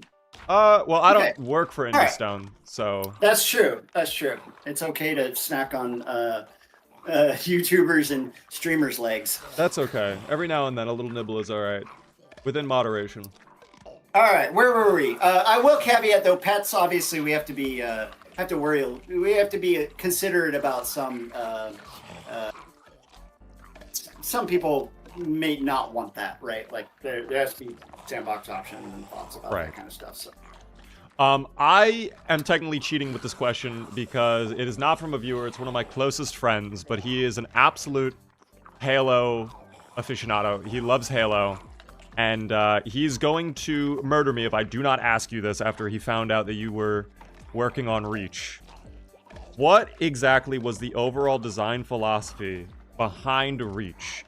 And how did you find a way to help it stick out on its own while also feeling like a proper Halo game? Wow. That is a huge loaded question that I can't really address in a rapid fire issue, but the kind of overall approach was twofold. One was a more grounded Halo, while still within the Halo universe. And the example I always used internally, that Halo 1 was Halo 1 through 3 was an epic. It was Star Wars. It was and in a military movie framework, it was the Battle of Midway. It was the big high level. You're seeing what the generals are doing. And Reach was Saving Private Ryan. It was the guys and girls on the ground. Spoiler alert, sacrificing everything so that eventually Master Chief and Cortana could save the human race. So in a rapid fire, that's my rapid fire answer. Amazing. Maybe one day we'll see like a Halo-esque VHS tape in the game, like a little. There you go. Perhaps a little reference. There could be some shout outs that might show up there. We'll see. Mr. Chief, come over here. We have to stop something. I don't know. That if you have another question, we can go as long as you would like. Again, I want to be so conscious of your time. You've already been so generous hanging out with this. Let's hit some more. Let's do 10-15 minutes more if you're good with it. Sounds good. If we can rapid fire them though, just to make sure as many people get their questions as possible. All right, I'm gonna skim through here. M Tuppy. Sorry, I have to work on my ADD because I have this animated beaver on the screen that is talking a different thing from what I hear you. Okay, M Tuppy asked about first aid getting some changes. We include more in-depth illnesses such as parasites, dirty raw food, and maybe sepsis. It's funny because I actually use sepsis as an example of something that when we sit down and look at the first aid kind of revamp, both from a skill perspective and the underlying systems, that is actually one of the things that I'm really interested in exploring, is more of long-term real medical stuff, whether that be instead of just a wound can get infected and the infection causes you damage to die, that you could have different levels of infection, surface level infection, that could maybe just be a long, if you get a deep cut in your leg that gets infected, that maybe it just takes a long time to heal and you're limping for a long time and you just have to deal with that if you didn't properly care from it, or you were wearing, dirty clothes or whatever. Or it could translate into sepsis if you don't have antibiotics, and maybe there's multiple levels of antibiotics. I mean, the classic Zomboid thing or post-apocalyptic TV show, I mean, it was in Jericho, it's been in Walking Dead, is my friend got sepsis, we have to go to the hospital and get the really good antibiotics. The over-the-counter, antibiotics that are in the pharmacy aren't going to do it. We need to go, there's always that, I don't know, that's always kind of a trope. But being able to build emergent systems that support that kind of thing, I would love to explore that as well. And just looking at some things like, dirty water that, maybe you can get a stomach virus instead of just like, it might kill you, it might not. You could have, a stomach virus that you get sick, that you have to recover from. And it's not just like, oh, I ate a burnt piece of chicken, so let's see if I die in the next 2 days. I have died to burnt food before, and it is always a great time. I have as well. Quick question here from Mama Miki. What would you personally consider to be the hardest challenge in the current version of Project Zomboid? Would it be Extinction? Is it maybe 100% sprinters with like some crazy mods, CDDA, something else? Well, there's gonna... I have to stop myself from giving away anything. Right now in build 42.19, let me frame it like that. Okay. I mean, obviously, CDDA is, a strong one. Extinction kicks my butt pretty hard. I you know, for me it's Extinction. Okay. That one is Extinction is probably at the upper limit of my skill capability as a player. I have done some, some high pop runs, and I usually get slaughtered pretty fast. So yeah, sprinters just freak me out, man. They literally make me jump. That scream that they make when they're like diving through windows, oh, so creepy. I don't play it in the dark.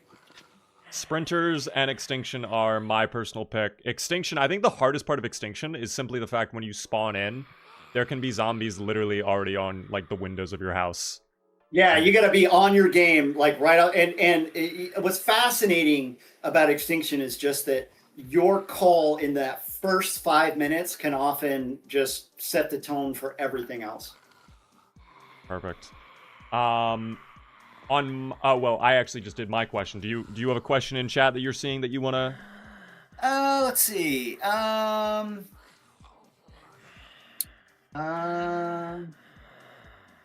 Armor cars and plows. This is Death Hammer Snickchi 6685. Are you going to ever add the ability to armor cars or add plows and stuff? I won't answer it specifically like that, but there is a vehicle rework in the future of Zomboid.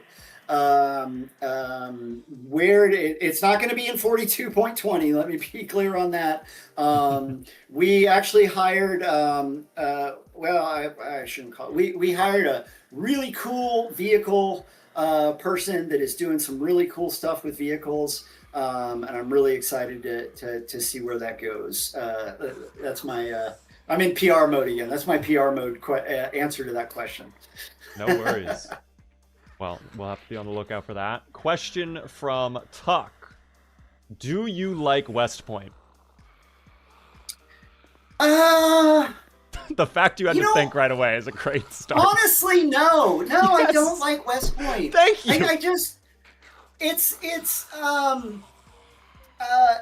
to me, it's I'll frame it this way. When I was doing, one of the things early on that I did before I got hired, when I was working consulting, was I was doing a bunch of firearms testing for the early feedback on the firearm system, and I forced myself to spawn in West Point for that whole weeks and weeks and weeks. I was just I was spawning into West Point, giving myself guns and just shooting the hell out of tons of Zeds.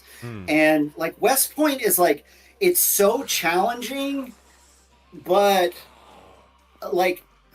there's no value that I feel I get out of that challenge, is my opinion. I could go to any other town and get the same gear with less work. Yeah. I feel like West Point is made for a challenge for veteran players. I've never cleared West Point. I have literally cleared Muldraw down to the Zed. I've cleared, obviously, Rosewood, some of those other smaller towns, Ekron. Outside of, hitting Stendos and the Gigamart, I do love the way the Gigamart is placed there, because you can kind of get into the Gigamart and get out, if you're heading up to LV. So that's usually how I hit West Point. I think because every time I go into West Point, it goes incredibly badly. So badly, so quickly, that I just tend to avoid it. I think I have some kind of block from it. Okay. But I love the artwork that was done by the art team. Let me be clear on that.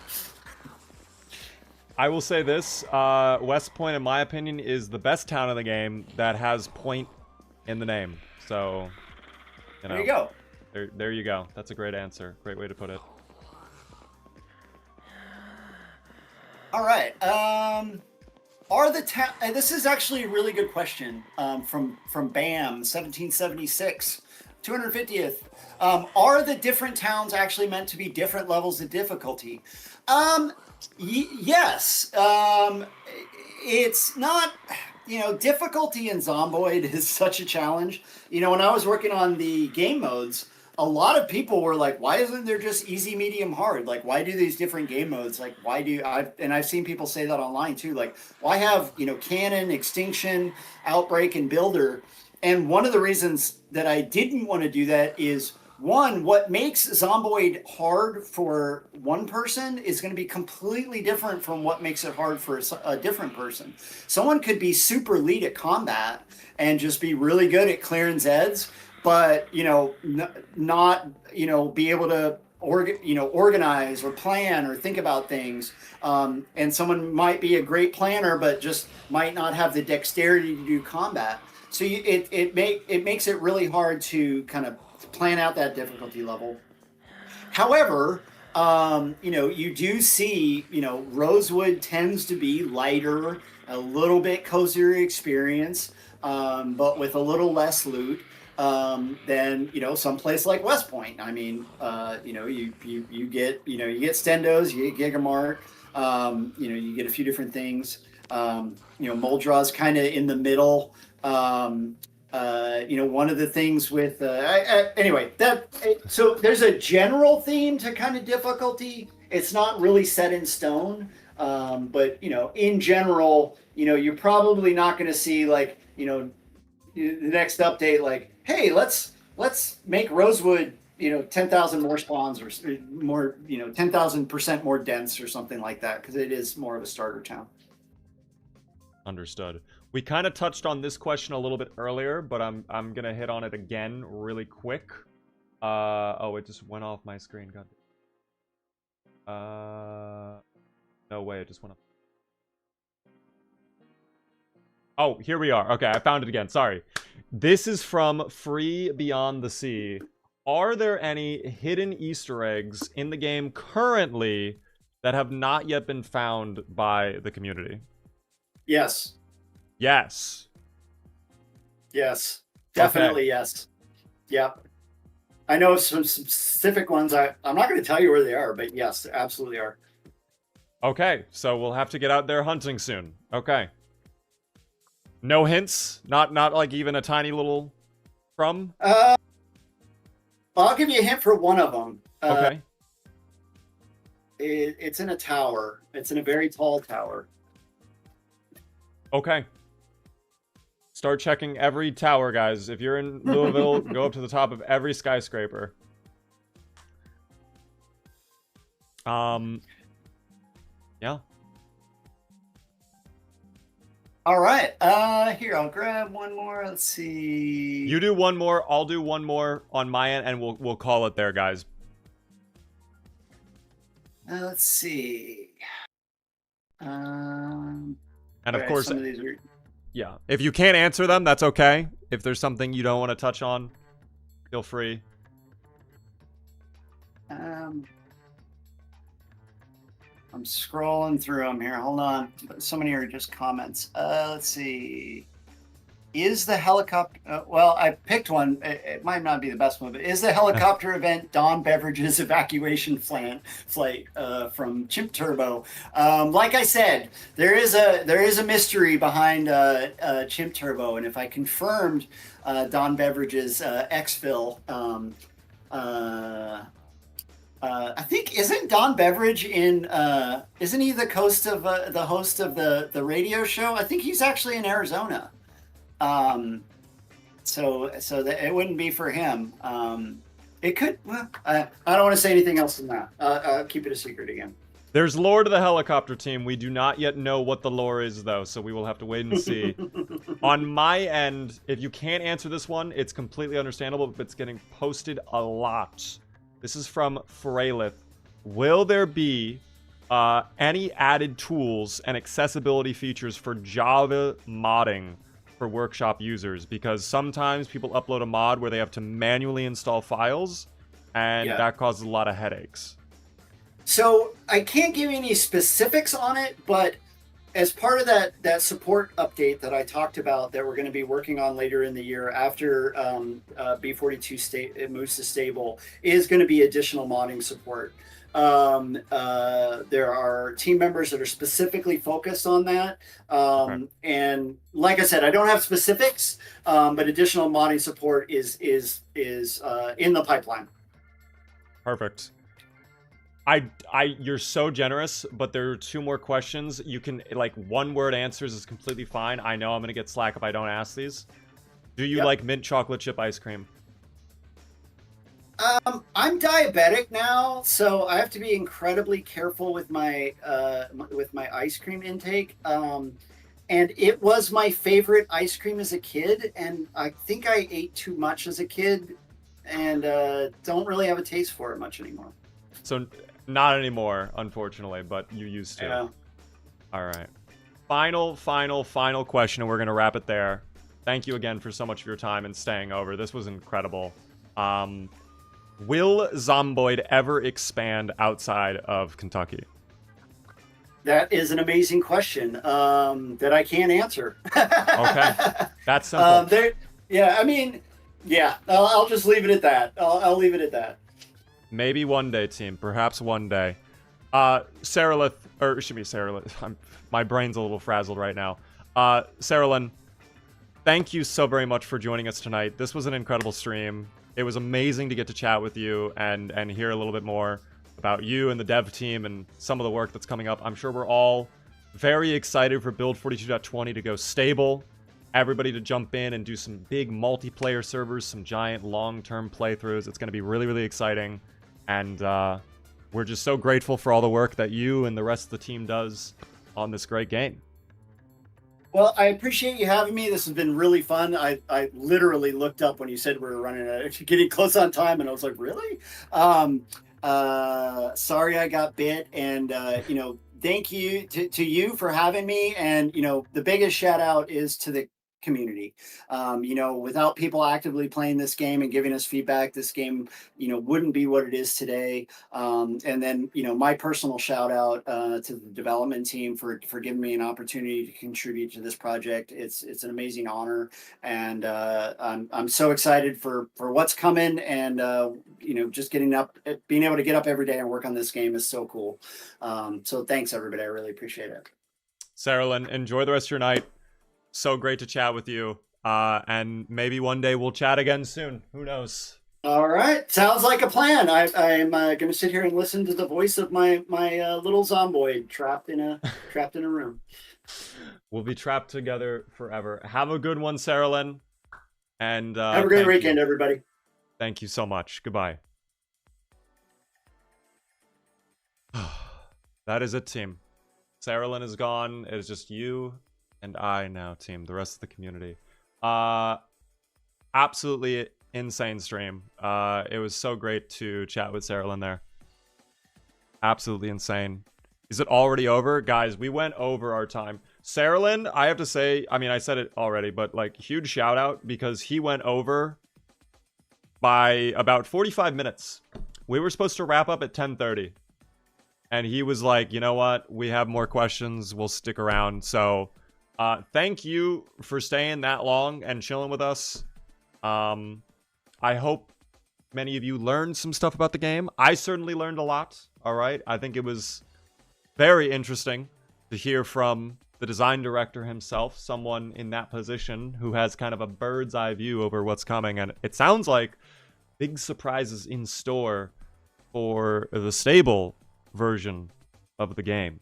All right. So if you guys are on YouTube Shorts, I'm going to end the stream for you guys right now, but we will be live on Twitch for a little bit longer. If you would like to come over, you are more than welcome. Of course, Big Bad Beaver on Twitch. If you want to hop over, up to you, of course. But if not, guys, I might be doing a weekend stream. I might not. If not, I'll be live on Monday. We're 100% doing RimWorld on Monday, by the way. It's locked in. It's guaranteed. You can count on it. That's the Beaver guarantee. I also now realize we basically never used the bomb button today on this stream. This was a stream where the bomb button was pretty much, I think this was the most valid stream to use the bomb button, but that's okay. Have a good one, guys. Go check the towers as well. Apparently, there's an Easter egg in a tower. I don't know which tower. I can't even think of a tower that like immediately pops out to me because there's just so many different buildings. But have a good one, YouTube Shorts.